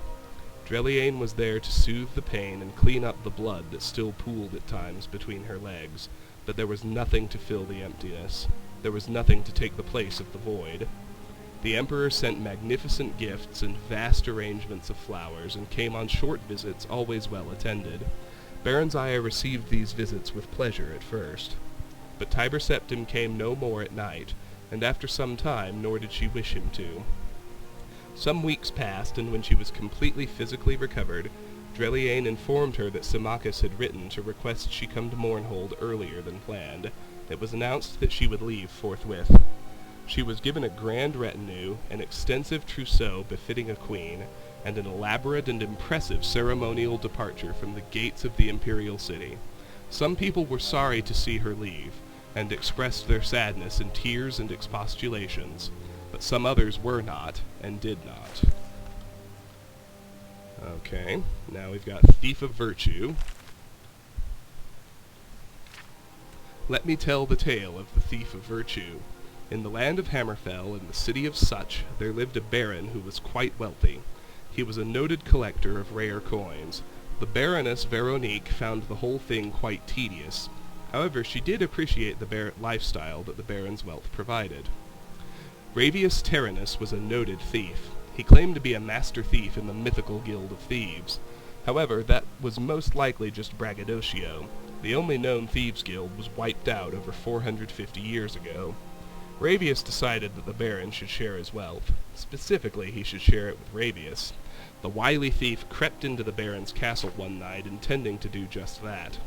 The walls of the castle were noted for their height and unscalability. Ravius cleverly used an arrow of penetration to affix a rope to the top of the battlements.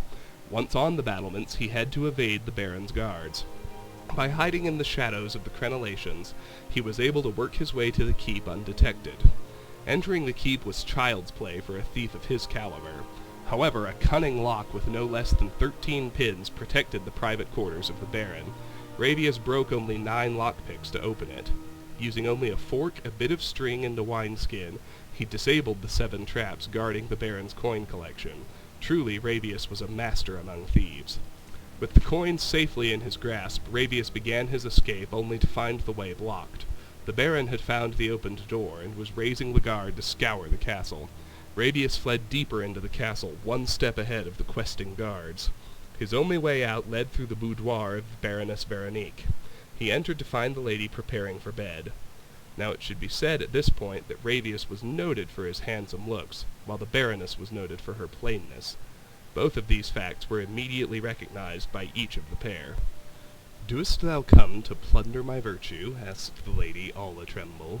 "Nay, fair lady," Ravius said, thinking quickly. "Plunder be a harsh term to fly upon such a delicate flower as your virtue. I see thou hast made off with mine husband's precious coins." Ravius looked deeply into her eyes and saw the only path by which he would escape this night with his life.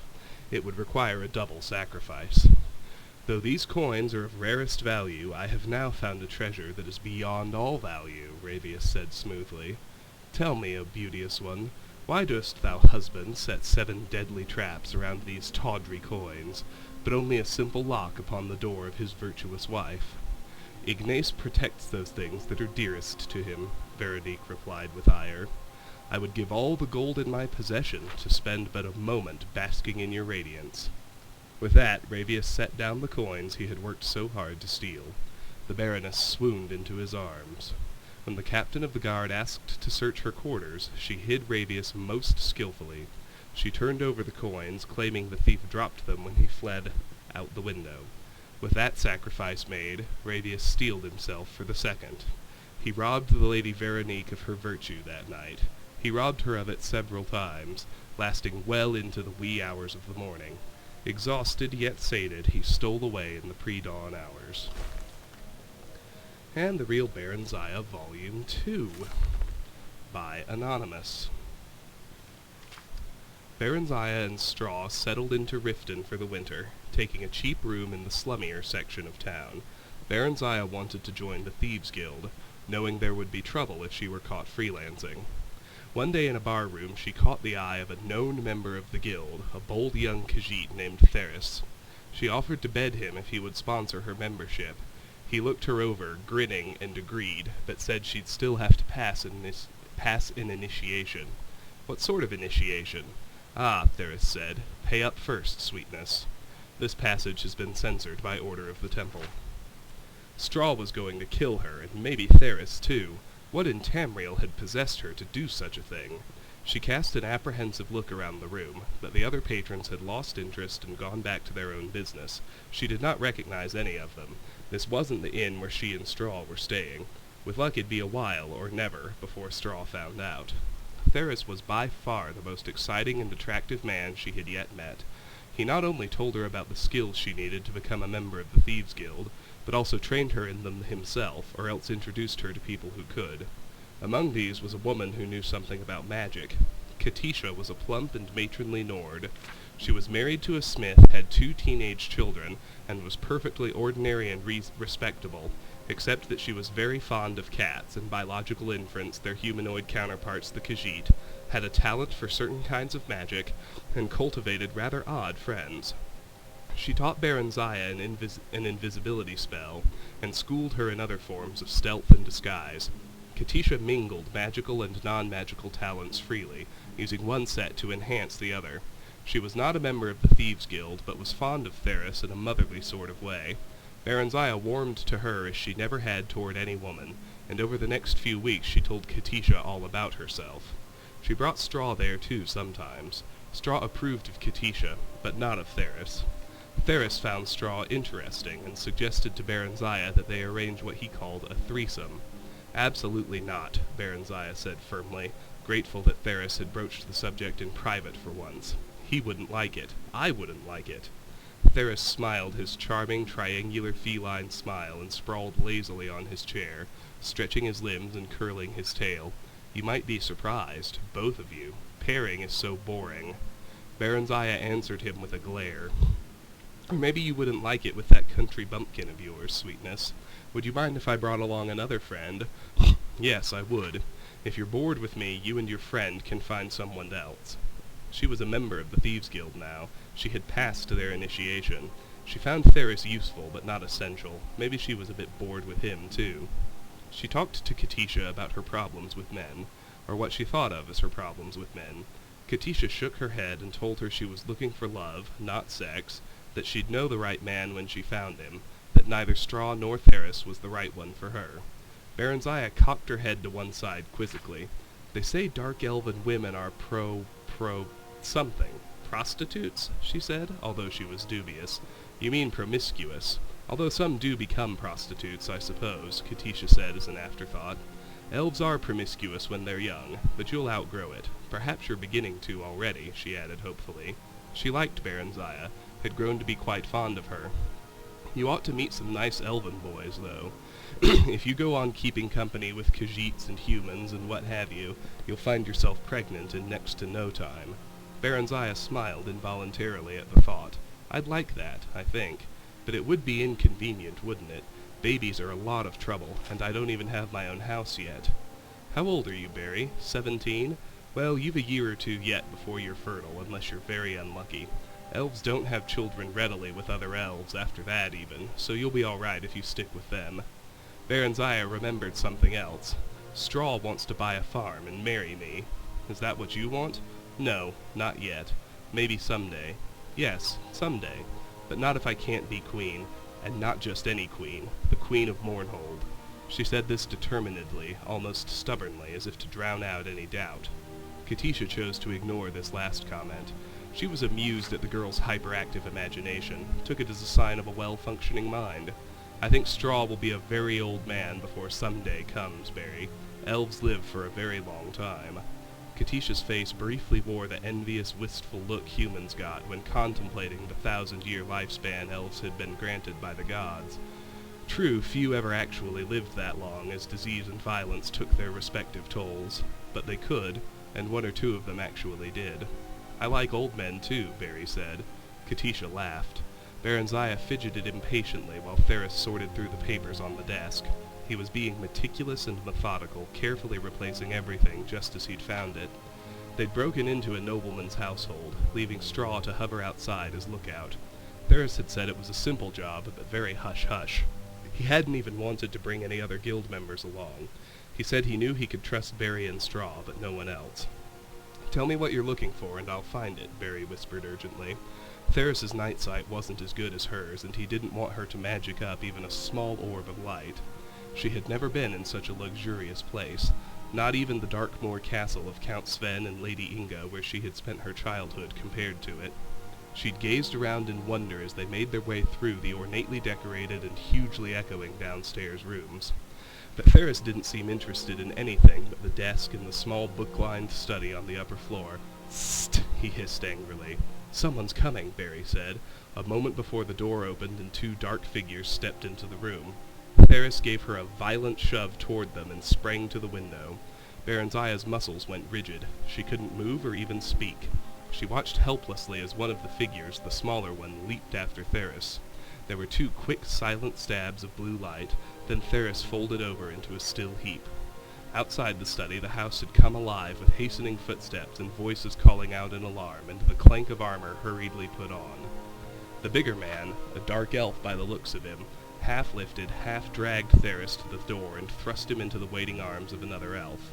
A jerk of the first elf's head sent his smaller blue-robed companion after them. Then he sauntered over to inspect Barenziah, who was once again able to move, although her head throbbed maddeningly when she tried to. "Open your shirt, Barenziah," the elf said. Barenziah gawked at him and clutched it closed. "You're a girl, aren't you, Barry?" he said softly. "You should have stopped dressing as a boy months ago, you know. You were only drawing attention to yourself. And calling yourself Barry. Is your friend Straw too stupid to remember anything else?" "It's a common elven name," Barenziah defended. The man shook his head sadly. "Not among dark elves it isn't, my dear. But you wouldn't know much about dark elves, would you? I regret that, but it couldn't be helped. No matter. I shall try to remedy it." "Who are you?" Barenziah demanded. "Aye, so much for fame." The man shrugged, smiling wryly. "I am Symmachus, my lady Barenziah, General Symmachus of his awesome and terrible majesty Tiber Septim I's imperial army. And I must say it's a merry chase you've led me throughout Tamriel, or this part of it anyway. Although I guessed, and guessed correctly, that you'd head for Morrowind eventually. You had a bit of luck. A body was found in Whiterun that was thought to be Straw's. So we stopped looking for the pair of you. That was careless of me. Yet I'd not have thought you'd have stayed together this long." "Where is he? Is he all right?" she asked in genuine trepidation. "Oh, he's fine, for now. In custody, of course." He turned away. "You care for him, then?" he said, and then suddenly stared at her with fierce curiosity, out of red eyes that seemed strange to her, except in her own seldom-seen reflection. "He's my friend," Barenziah said. The words came out in a tone that sounded dull and hopeless to her own ears. Symmachus, a general in the Imperial Army no less, said to have the friendship and ears of Tiber Septim himself. "Aye, you seem to have several unsuitable friends, if you'll forgive my saying so, milady." "Stop calling me that." She was irritated at the general's seeming sarcasm, but he only smiled. As they talked, the bustle and flurry in the house died away, although she could still hear people, presumably the residents, whispering together not far off. The tall elf perched himself on a corner of the desk. He seemed quite relaxed and prepared to stay a while. Then it occurred to her. Several unsuitable friends, had he said? This man knew all about her. Or seemed to know enough, anyway, which amounted to the same thing. What's going to happen to them? To me? Ah, as you know, this house belongs to the commander of the Imperial troops in this area, which means to say that it belongs to me. Barenziah gasped, and Symmachus looked up sharply. "What, you didn't know? Tisk, tisk. Why, you are rash, milady, even for 17. You must always know what it is you do or get yourself into. But the guild wouldn't have..." Barenziah was trembling. The Thieves Guild would never have attempted a mission that crossed Imperial policy. No one dared oppose Tiber Septim, at least no one she knew of. Someone at the guild had bungled, badly, and now she was going to pay for it. I dare say, it's unlikely that Theris had guild approval for this. In fact, I wonder...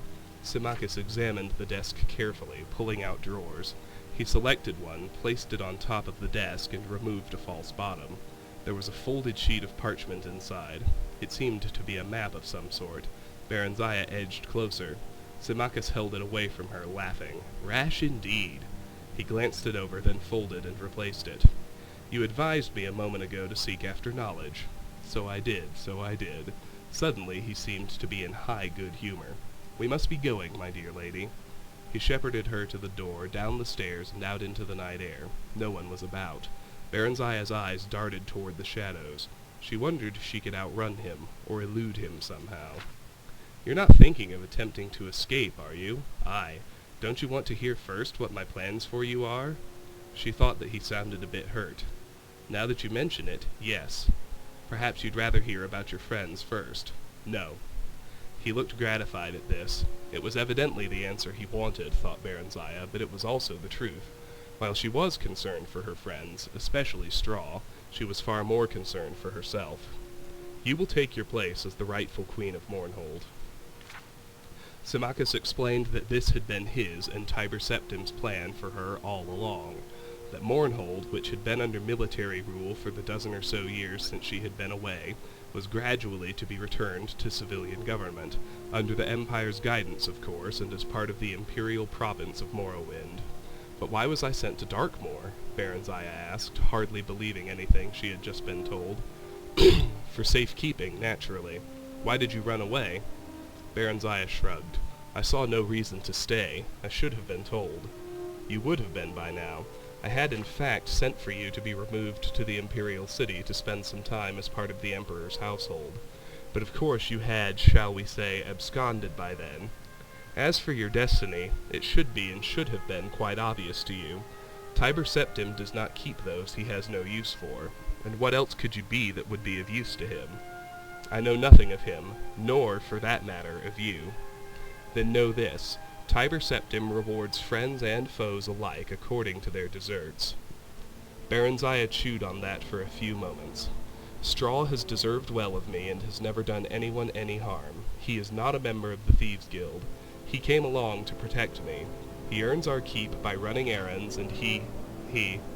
Symmachus waved her impatiently to silence. Aye, I know all about Straw, he said, and about Theris. He stared at her intently. So, what would you? She took a deep breath. Straw wants a little farm. If I'm to be rich, then I would like for one to be given to him. Very well. He seemed astonished at this, and then pleased. Done. He shall have it. And Theris? He betrayed me, Barenziah said coldly. Theris should have told her what risks the job entailed. Besides, he'd pushed her right into their enemy's arms in an attempt to save himself. Not a man to be rewarded. Not, in fact, a man to be trusted. Yes, and, well, he should be made to suffer for it, shouldn't he? That seems reasonable. What form should said suffering take? Barenziah balled her hands into fists. She would have liked to beat and claw at the Khajiit herself, but considering the turn events had taken, that didn't seem very queenly. A whipping. Would 20 stripes be too many, do you think? I don't want to do him any permanent injury, you understand. Just teach him a lesson. Aye, of course. Symmachus grinned at this. Then his features suddenly set and became serious. It shall be done, your highness, milady Queen Barenziah of Mournhold. Then he bowed to her, a sweeping, courtly, ridiculously wonderful bow. Barenziah's heart leapt. She spent 2 days at Symmachus's apartment, during which she was kept very busy. There was a dark elven woman named Dreliane who saw to her needs, although she did not exactly seem a servant, since she took her meals with them. Nor did she seem to be Symmachus's wife or lover. Dreliane looked amused when Barenziah asked her about it. She simply said she was in the general's employ and did whatever was asked of her. With Dreliane's assistance, several fine gowns and pairs of shoes were ordered for her, plus a riding habit and boots, along with other small necessities. Barenziah was given a room to herself. Symmachus was out a great deal. She saw him at most mealtimes, but he said little about himself or what he had been doing. He was cordial and polite, quite willing to converse on most subjects, and seemed interested in anything she had to say. Dreliane was much the same. Barenziah found them pleasant enough, but hard to get to know, as Katisha would have put it. She felt an odd twinge of disappointment. These were the first dark elves with whom she'd associated closely. She had expected to feel comfortable with them, to feel at last that she belonged somewhere, with somebody, as part of something. Instead, she found herself yearning for her Nordic friends Katisha and Straw.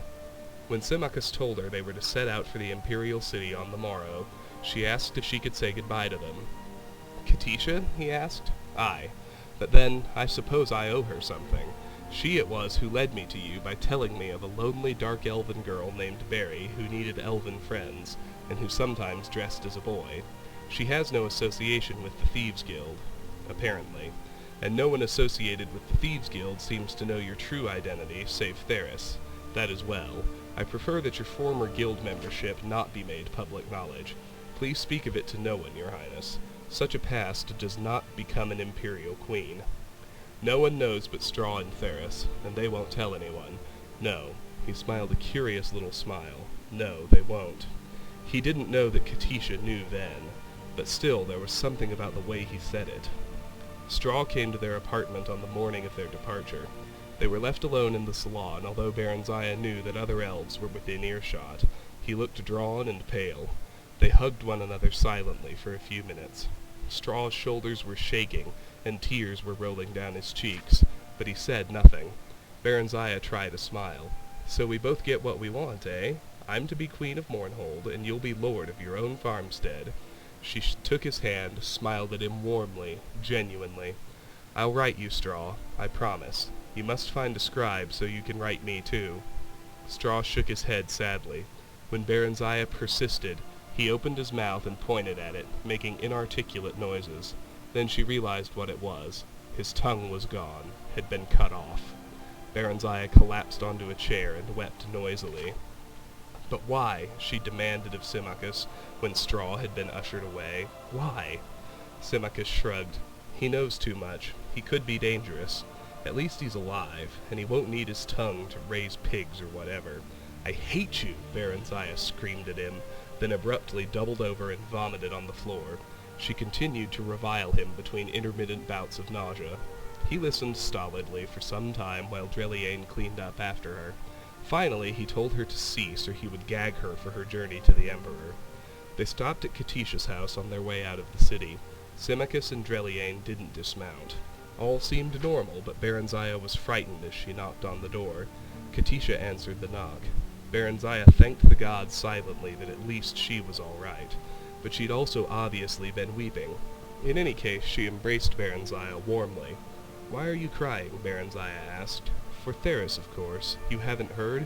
Oh dear, poor Theris. He's dead." Barenziah felt icy fingers creeping round her heart.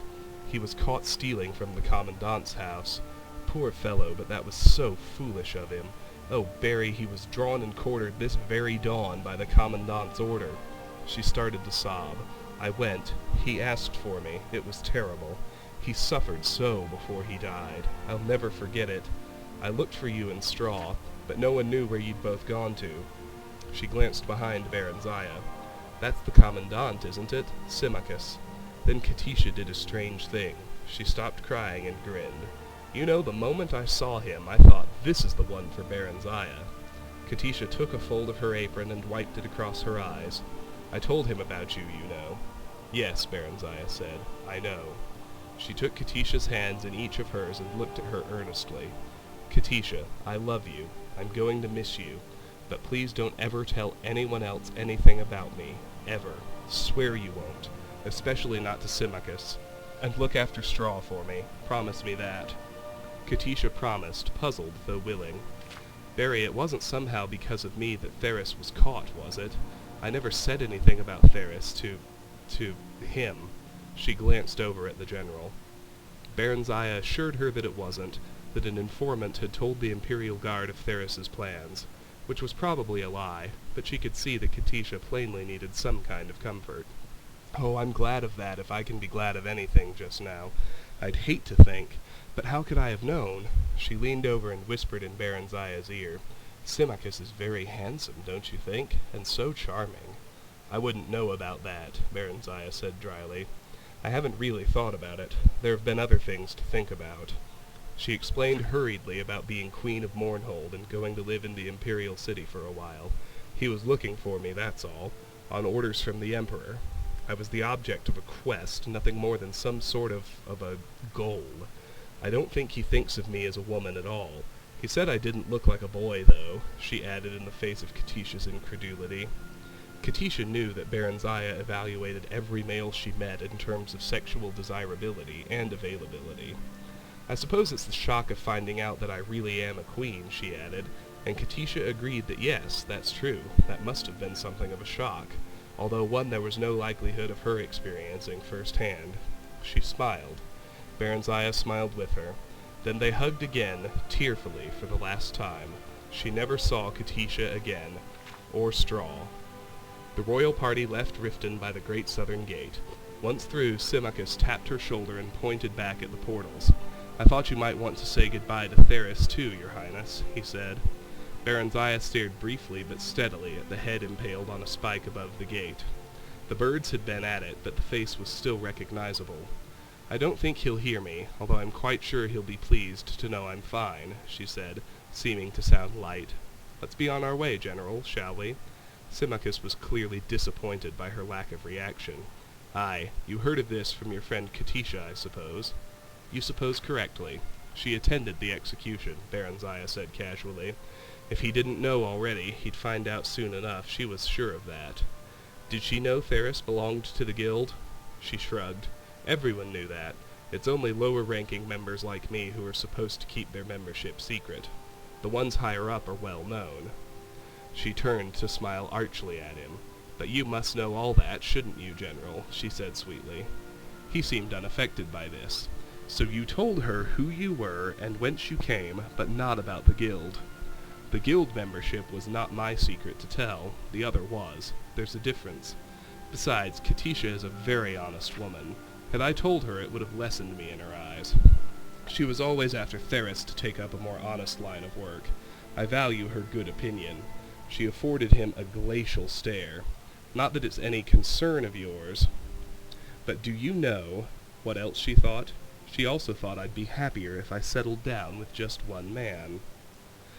One of my own race. One of my own race with all the right qualities. One of my own race with all the right qualities who knows to say all the right things. You, in fact." She grabbed the reins preparatory to assuming a brisker pace, but not without sinking one final irresistible barb. "Isn't it odd how wishes come true sometimes, but not in the way you want them to? Or maybe I should say, not in the way you would ever want them to?" His answer so took her by surprise that she quite forgot about cantering off. "Yes, very odd," he replied, and his tone matched his words exactly. Then he excused himself and fell behind. She held her head high and urged her mount onward, trying to look unimpressed. Now what was it about his response that bothered her? Not what he said, no, that wasn't it, but something about the way he said it. Something about it made her think that she, Barenziah, was one of his wishes that had come true. Unlikely as this seemed, she gave it due deliberation. He had found her at last, after months of searching it seemed, under pressure from the Emperor, no doubt. So his wish had come true.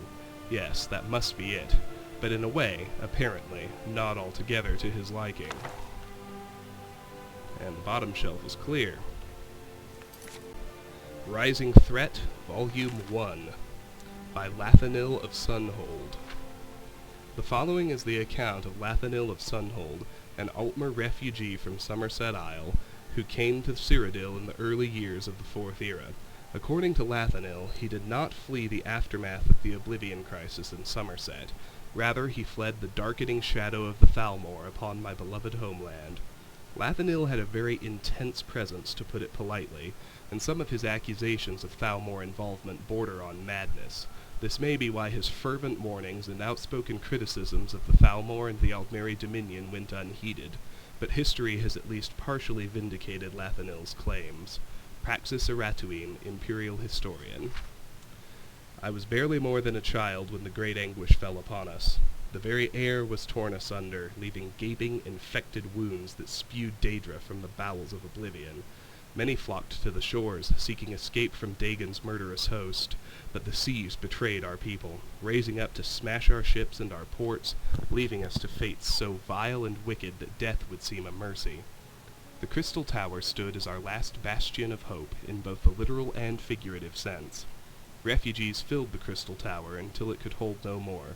I could taste the fear hanging in the air, feel the pall of despair suffocating us. We could see the Daedra moving through the trees in the distance, but they did not come. Days passed, and still the Daedra would not approach within arrow shot of the battlements. Hope began to grow. They fear us, some would say. Even a Daedra knows not to trifle with the wisdom and magics of the crystal-like law. It was as if the foul denizens of oblivion had been waiting for this very spirit to stoke our hearts before they acted. As we slept, innumerable legions of Daedra massed around us, and they were not alone. Hundreds of Altmer prisoners were gathered with them. As dawn broke, we were awoken by their screams as the Daedra began to flail them and flay them. We watched in abject horror as our kinfolk were defiled completely, carved up and eaten alive, impaled on their depraved war machines, and worried apart as meals for their profane beasts. This bloodletting was only a prelude to whet their appetites. Once the Daedra finished with our kinfolk, they turned their eyes to the Crystal Tower. Our great and noble bastion proved as much of an impediment as a mighty oak to a landslide, standing tall for but a few moments, appearing almost able to ride the tide of destruction around it, but ultimately being swept away. Our exalted wizards decimated the fiends, roasting them by the dozens. Archers were finding the narrowest of chinks in their Daedric armor at over 100 paces, felling their captains and commanders. The might and skillfulness of our heroic defenders was astonishing to behold, but it was not enough. The Daedra clambered over the corpses of their cohort. They marched headlong into death and destruction that would make the mightiest armies in all of Tamriel quake with fear. When they breached the walls, I fled along with the other cowards. I take no pride in that act. It has haunted my existence ever since, and I burn with shame to admit it, but it is truth. We fled in mindless panic, abandoning those stalwart Altmer who held the line against the onslaught, to preserve and defend our illustrious crystal tower. We raced through cleverly concealed passageways, and emerged well away from the chaos that had descended upon the tower. That is when it happened. It started like a gust rustling through the leaves of a dense forest, but the sound did not taper off. It rose into a roar as the very ground on which I stood began to shudder. I turned to look, and the world held its breath. I stood transfixed as the heart of my homeland was torn as if from my own breast. The unthinkable, the incomprehensible, the tower of crystal-like law cast to the ground, with all the dignity of a beggar meeting an ironclad fist. An eternity I watched, trying to reconcile what I knew with what I saw. Sobs racked my chest, and weeping filled the air around me as the spell loosened its hold and I realized where I was. There were scores of other refugees mesmerized by the horror that had likewise ensorcelled me. Go, I croaked out as my heart, the heart of my land, shattered. No one moved, not even me. I mustered what will I could and bellowed all the fear and hatred and agony at what had just happened, turning the word into a mindless shriek. Go! I ran then, feeling more than seeing that the others had followed. And lastly, a game at dinner. Boom, alchemy increased to 42. So naturally I have this one on 2 lists, both the book list and my free skill boost list. So alchemy, I had 7 left, so that drops it to 6. 3 more skill books to find. A Game at Dinner by an Anonymous Spy. Foreword from the publisher. The history behind this letter is almost as interesting and dark as the story it tells. The original letter to the mysterious Downane was copied and began circulating around the ashlands of Vardenfell a few months ago. In time, a print found its way to the mainland in Prince Hlalu Helseth's palace outside Almalexia. While the reader may conclude after reading this letter that the prince would be furious about such a work, impugning his highness with great malevolence, quite the reverse was true. The prince and his mother, Queen Barenziah, had it privately printed into bound copies and sent to libraries and booksellers throughout Morrowind. As matter of record, the prince and the queen have not officially stated whether the letter is a work of pure imagination or based on an actual occurrence. The House Dress has publicly denounced the work, and indeed no one named Downane, despite the suggestions in the letter, has ever been linked to the house. We leave the reader to interpret the letter as he or she believes. Neris Gan, publisher. A side note on the name Downane. If you play Morrowind, Downane Onday is the leader of one of the 3 vampire clans on Vardenfell Island, so that's who this guy really worked for. Dark Liege Downane. You asked for a detailed description of my experience last night and the reasons for my plea to House Dress for another assignment. I hope I have served you well in my capacity as informant in the court of Prince Helseth, a man who I have stated in many previous reports could teach Molag Bal how to scheme. As you know, I've spent nearly a year now working my way into his inner circle of advisors. He was in need of friendship when he first arrived in Morrowind, and eagerly took to me and a few others. Still, he was disinclined to trust any of us, which is perhaps not surprising, given his tenuous position in Morrowind society. For your unholiness's recollection, the prince is the eldest son of Barenziah, who was once the queen of Morrowind and once the queen of the High Rock kingdom of Wayrest. At the death of her husband, Prince Helseth's stepfather, King Eadwire, there was a power struggle between the prince and Eadwire's daughter, the Princess Elisana. Though details of what transpired are imperfect, it is clear that Elisana won the battle and became queen, banishing Helseth and Barenziah. Barenziah's only other child, Morgaya, had already left court to marry and become queen of the Somerset Isle kingdom of Firsthold. Barenziah and Helseth crossed the continent to return to Morrowind only last year. They were well received by Barenziah's uncle, our current king, Hlalu Athen-Lethen, who had taken the throne after Barenziah's abdication more than 40 years ago. Barenziah made it clear that she had no designs on reclaiming the throne, but merely to retire to her family estates. Helseth, as you know, has lingered in the royal court, and many have whispered that while he lost the throne of Wayrest, he does not intend to lose the throne of Morrowind at Lethen's death. I've kept your unholiness informed of the prince's movements, meetings, and plots, as well as the names and characters of his other advisors. As you may recall, I've often thought that I was not the only spy in Helseth's court. I told you before that a particular Dunmer counselor of Helseth looked like a fellow I had seen in the company of Tholer Sarioni, the arch-canon of the Tribunal Temple. Another, a young Nord woman, has been verified to visit the imperial fortress in Balmora. Of course, in their cases they might well have been on Helseth's own business, but I couldn't be certain.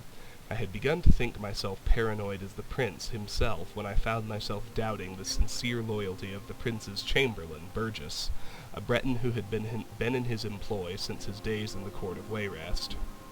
That is the background on that night, last night. Yesterday morning I received a curt invitation to dine with the prince. Based only on my own paranoia, I dispatched one of my servants, who is a good and loyal servant of the house Dress, to watch the palace and report back anything unusual. Just before dinner he returned and told me what he had witnessed. A man cloaked in rags had been given entrance into the palace, and had stayed there for some time. When he left, my servant saw his face beneath the cloak, an alchemist of infamous repute, said to be a leading supplier of exotic poisons. A fine observer, my servant also noticed that the alchemist entered the palace smelling of wickweed, bittergreen, and something alien and sweet.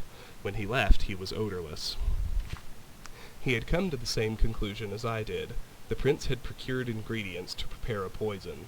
Bittergreen alone is deadly when eaten raw, but the other ingredients suggested something far deeper. As your unholiness can doubtless imagine, I went to dinner that night prepared for any eventuality. All of Prince Helseth's other counselors were in attendance, and I noticed that all were slightly apprehensive. Of course, I imagined that I was in a nest of spies, and all knew of the prince's mysterious meeting.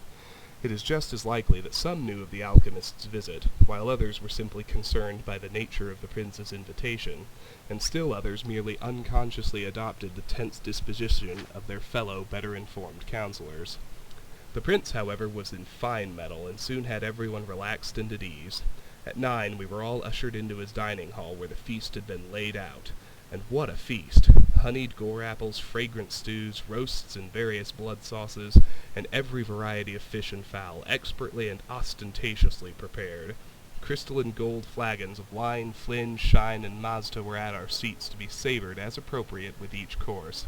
As tantalizing as the aromas were, it occurred to me that in such a maze of spices and flavors, a discreet poison would be undetectable.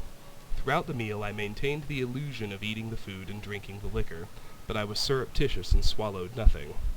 Finally, the plates and food were cleared from the table, and a tureen of a spicy broth was placed in the center of the banquet.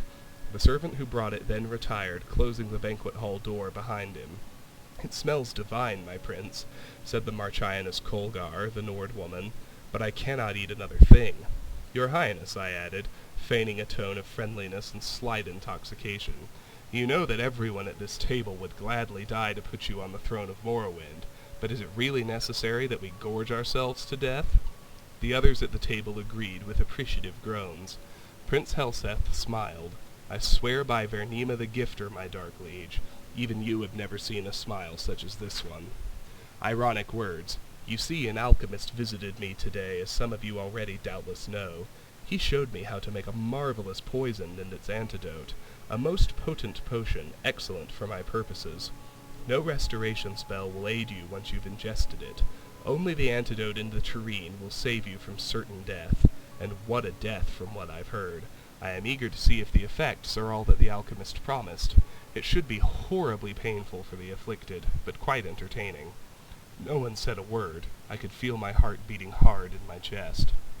"Your Highness," said Alarat, the Dunmer I suspected of alliance with the temple, "have you poisoned someone at this table?" "You are very astute, Alarat," said Prince Helseth, looking about the table, eyeing each of his advisors carefully. "Little wonder I value your counsel, as indeed I value all in this room. It would be perhaps easiest for me to say who I haven't poisoned." I haven't poisoned any who serve but one master, any whose loyalty to me is sincere. I haven't poisoned any person who wants to see King Helseth on the throne of Morrowind. I haven't poisoned anyone who isn't a spy for the Empire, the Temple, the House of Telvanni, the House of Redoran, the House of Indoril, the House of Dress. Your Unholiness, he looked directly at me at his last words. I know that in certainty. My face is practiced at keeping my thoughts from showing. But I immediately thought of every secret meeting I've had, every coded message I sent to you and the house, my dark liege. What could he know? What could he, even without knowing, suspect? I felt my heart beating even faster. Was it fear or poison? I couldn't speak, certain as I was that my voice would betray my calm facade. Those loyal to me, who wish harm on my enemies, may be wondering how can I be certain that the poison has been ingested. Is it possible that the guilty party, or dare I say parties, were suspicious and merely pretended to eat and drink tonight? Of course. But even the craftiest of pretenders would have to raise a glass to his or her lips and put empty forks or spoons in their mouths to play the charade. The food, you see, was not poisoned. The cups and cutlery were. If you did not partake out of fear, you're poisoned just the same and sadly missed an excellent roast. Sweat beaded on my face, and I turned from the prince so he would not see. My fellow advisers, all of them, were frozen in their seats, from the Marchianus Colgar, white with fear, to Kema Inebi, visibly shaking, from the furrowed, angry brow of Alarat to the statue-like stare of Burgess. I couldn't help thinking then, could the prince's entire counselorship be comprised of nothing but spies? Was there any person at the table loyal? And then I thought, what if I were not a spy myself? Would I trust Helseth to know that? No one knows better than his advisers both the depth of the prince's paranoia and the utter implacability of his ambition. If I were not a spy for the house dress, even then would I be safe? Could a loyalist be poisoned because of a not-so-innocent misjudgment? The others must have been thinking the same, loyalists and spies alike. While my mind whirled, I could hear the prince's voice addressing all assembled. The poison acts quickly. If the antidote is not taken within 1 minute from now, there will be death at the table. I couldn't decide whether I had been poisoned or not. My stomach ached, but I reminded myself it might have been the result of sitting at a sumptuous banquet and not partaking. My heart shook in my chest, and a bitter taste like trauma roots stung my lips. Again, was it fear or poison? "These are the last words you will hear if you are disloyal to me," said Prince Helseth, still smiling that damned smile as he watched his advisers squirming in their seats. "Take the antidote and live." Could I believe him? I thought of what I knew of the prince and his character. Would he kill a self-confessed spy at his court, or would he rather send the vanquished back to his masters? The prince was ruthless, but either possibility was within his manner. Surely the theatricality of this whole dinner was meant to be a presentation to instill fear. What would my ancestors say if I joined them after sitting at a table, eventually dying of poison? What would they say if I took the antidote, confessing my allegiance to you and the house dress, and was summarily executed? And, I confess, I thought of what you might do to me even after I was dead. I had grown so light-headed and filled with my own thoughts that I didn't see Burgess jump from his seat. I was only suddenly aware that he had the tureen in his hands and was gulping down the liquid within. There were guards all around, though I never noticed them entering. "Burgess," said Prince Helseth, still smiling, "you have spent some time at Ghostgate. House Redoran?" "You didn't know?" Burgess laughed sourly. "No, House. I report to your stepsister, the Queen of Wayrest. I've always been in her employ. By Akatosh, you poisoned me because you thought I was working for some damnable dark elves?" "You're half right," said the prince. "I didn't guess who you were working for, or even that you were a spy. But you're also wrong about me poisoning you. You poisoned yourself when you drank from the tureen. Your Unholiness, you don't need to hear how Burgess died. I know that you have seen much over the many, many years of your existence, but you truly don't want to know. I wish I could erase the memory of his agonies from my own mind." The council was dismissed shortly thereafter. I do not know if Prince Helseth knows or suspects that I too am a spy. I do not know how many others that night, last night, were as close as I was from drinking from the tureen before Burgess did. I only know that if the prince does not suspect me now, he will. I cannot win at the games he mastered long ago at the court of Wayrest, and I beg your unholiness, my dark liege Dalnane, to use your influence in the house dress, and dismiss your loyal servant from this charge. Publisher's note. Of course, the anonymous writer's signature has not been on any reprint of the letter since the original. That's it for that stack of books. Let's go over to the expert locked door. Before I start picking, let me see how much space I have left. Okay, I should have enough to finish looting and offload. So, let's pick this expert locked door. Only get one shot, and it goes quickly.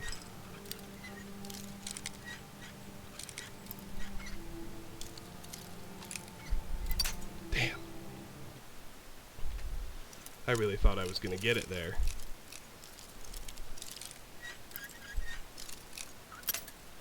Expert, you still have a teensy bit of wiggle room to hunt around for it and play with it. Well, we got really lucky there. Lockpicking to 28. Goblet, goblet, jug. 3 goblets, 3 plates, coin purse inside the wardrobe. Gold, fine boots, 2 fine clothes. Let's move over here. Coin purse. Ah yes, a goblet, a coin purse. The end table contains charcoal and 5 gold. And here is some stuff I need. How many more necklaces did I need? I have 2 already, so this is my 3rd of 5 necklaces I need. And here are 3 silver ingots. I need 13 of those, so with those 3 that number drops to 10. Now you'll note that the strong box is empty, but it also has an expert lock, which I want to pick open for the lockpicking experience.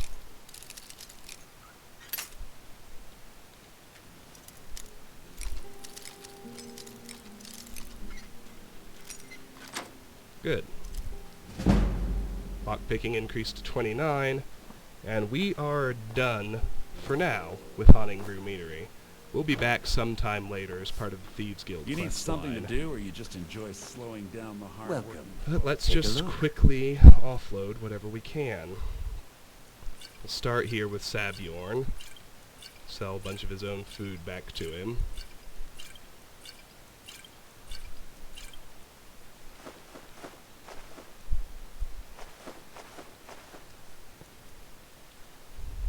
Alright. He's got absolutely nothing useful to sell to me in return, which is fine. We'll head to Riverwood now. That was a lot of reading. We've got 1 more volume of Real Barenziah left. Those are the longest books in the game, and they're common, you know, they happen early, so... I think I said this in a previous video, but things will gradually move faster and faster as we check things off of our list and don't have to repeat them. Before I leave, I should go after the current iteration of butterfly spawns. I got 4 blue butterfly wings just then. I needed 17. That drops the number to 13. Cool. And let's go back to this intersection and do the same thing. See at least 1 blue butterfly over here.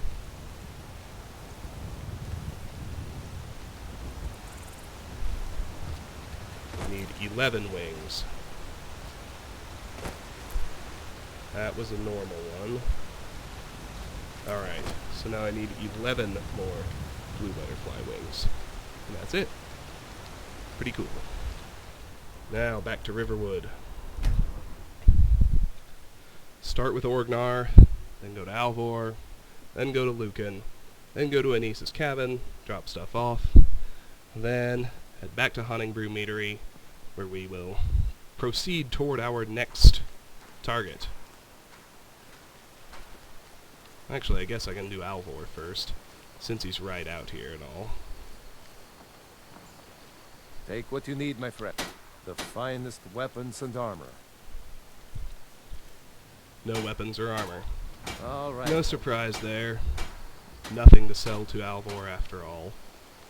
So, the Sleeping Giant Inn.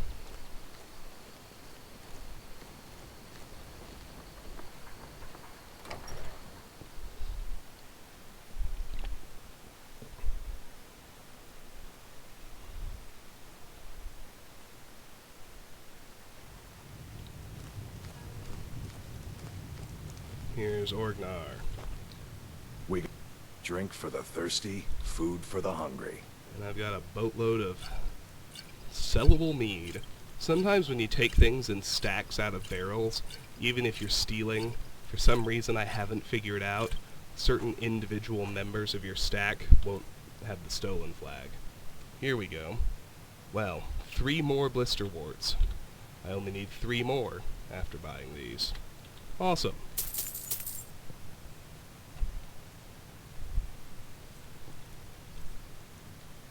Selling more mead.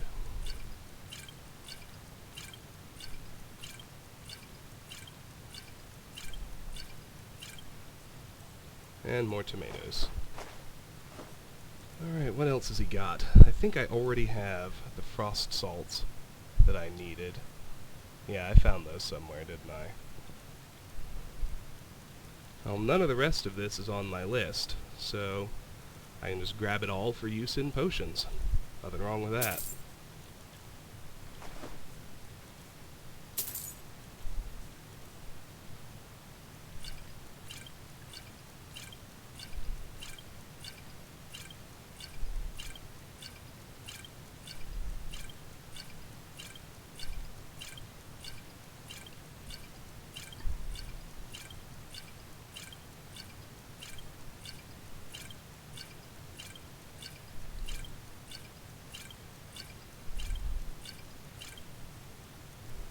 Garlic. Cool. Hagraven feathers. Alright, why not?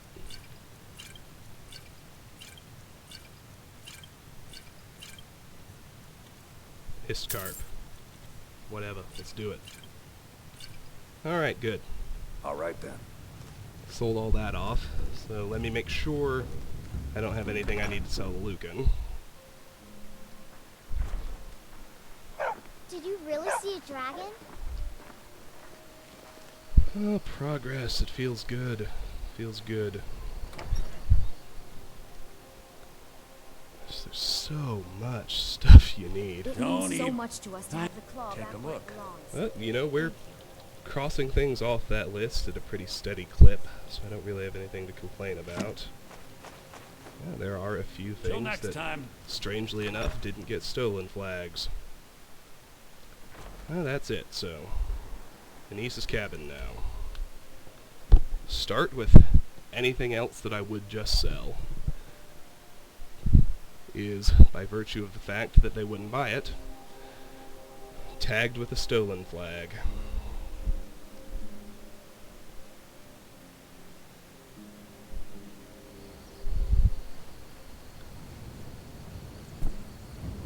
So,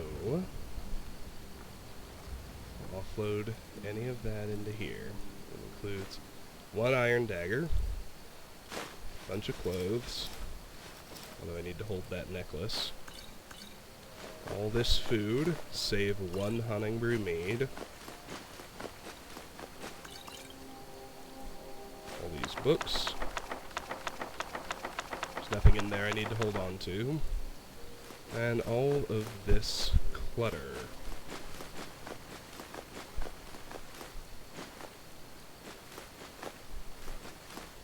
Keep the silver ingots, everything else goes in there. I found no unique items, so we'll just go to the cellar. What did I find? Quest stuff. I don't think I found anything. Ah, the silver ingots, they go in there.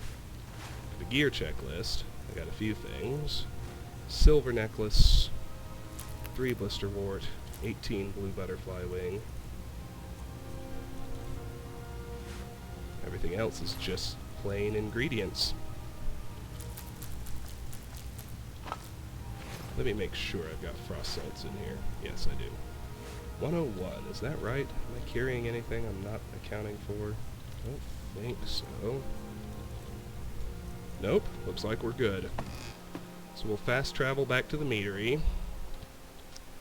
and ultimately call it a video. I might cross the bridge just to show you what's next, but that'll be all.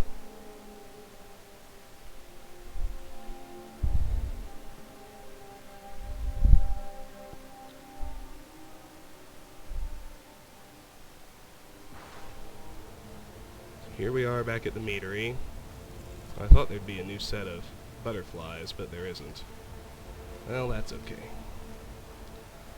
Let's move back to this intersection. A bunch of stuff just spawned in, looks like. No butterflies. That's all well and good. So if we go back to this intersection, I'm going to turn left, across this bridge, heading north. You can see some farmlands up here, and there are 2 farms here along Whiterun's east wall, and we're going to hit both of them sequentially. So our next target will be that first farm, Chillfurrow Farm, and I will do that, including the approach, next time. This has been Let's Play Skyrim. We finished clearing out Honningbrew Meadery. Next time, we'll see what we can find at Chillfurrow Farm. Until then, thank you so much for watching, and have a great night.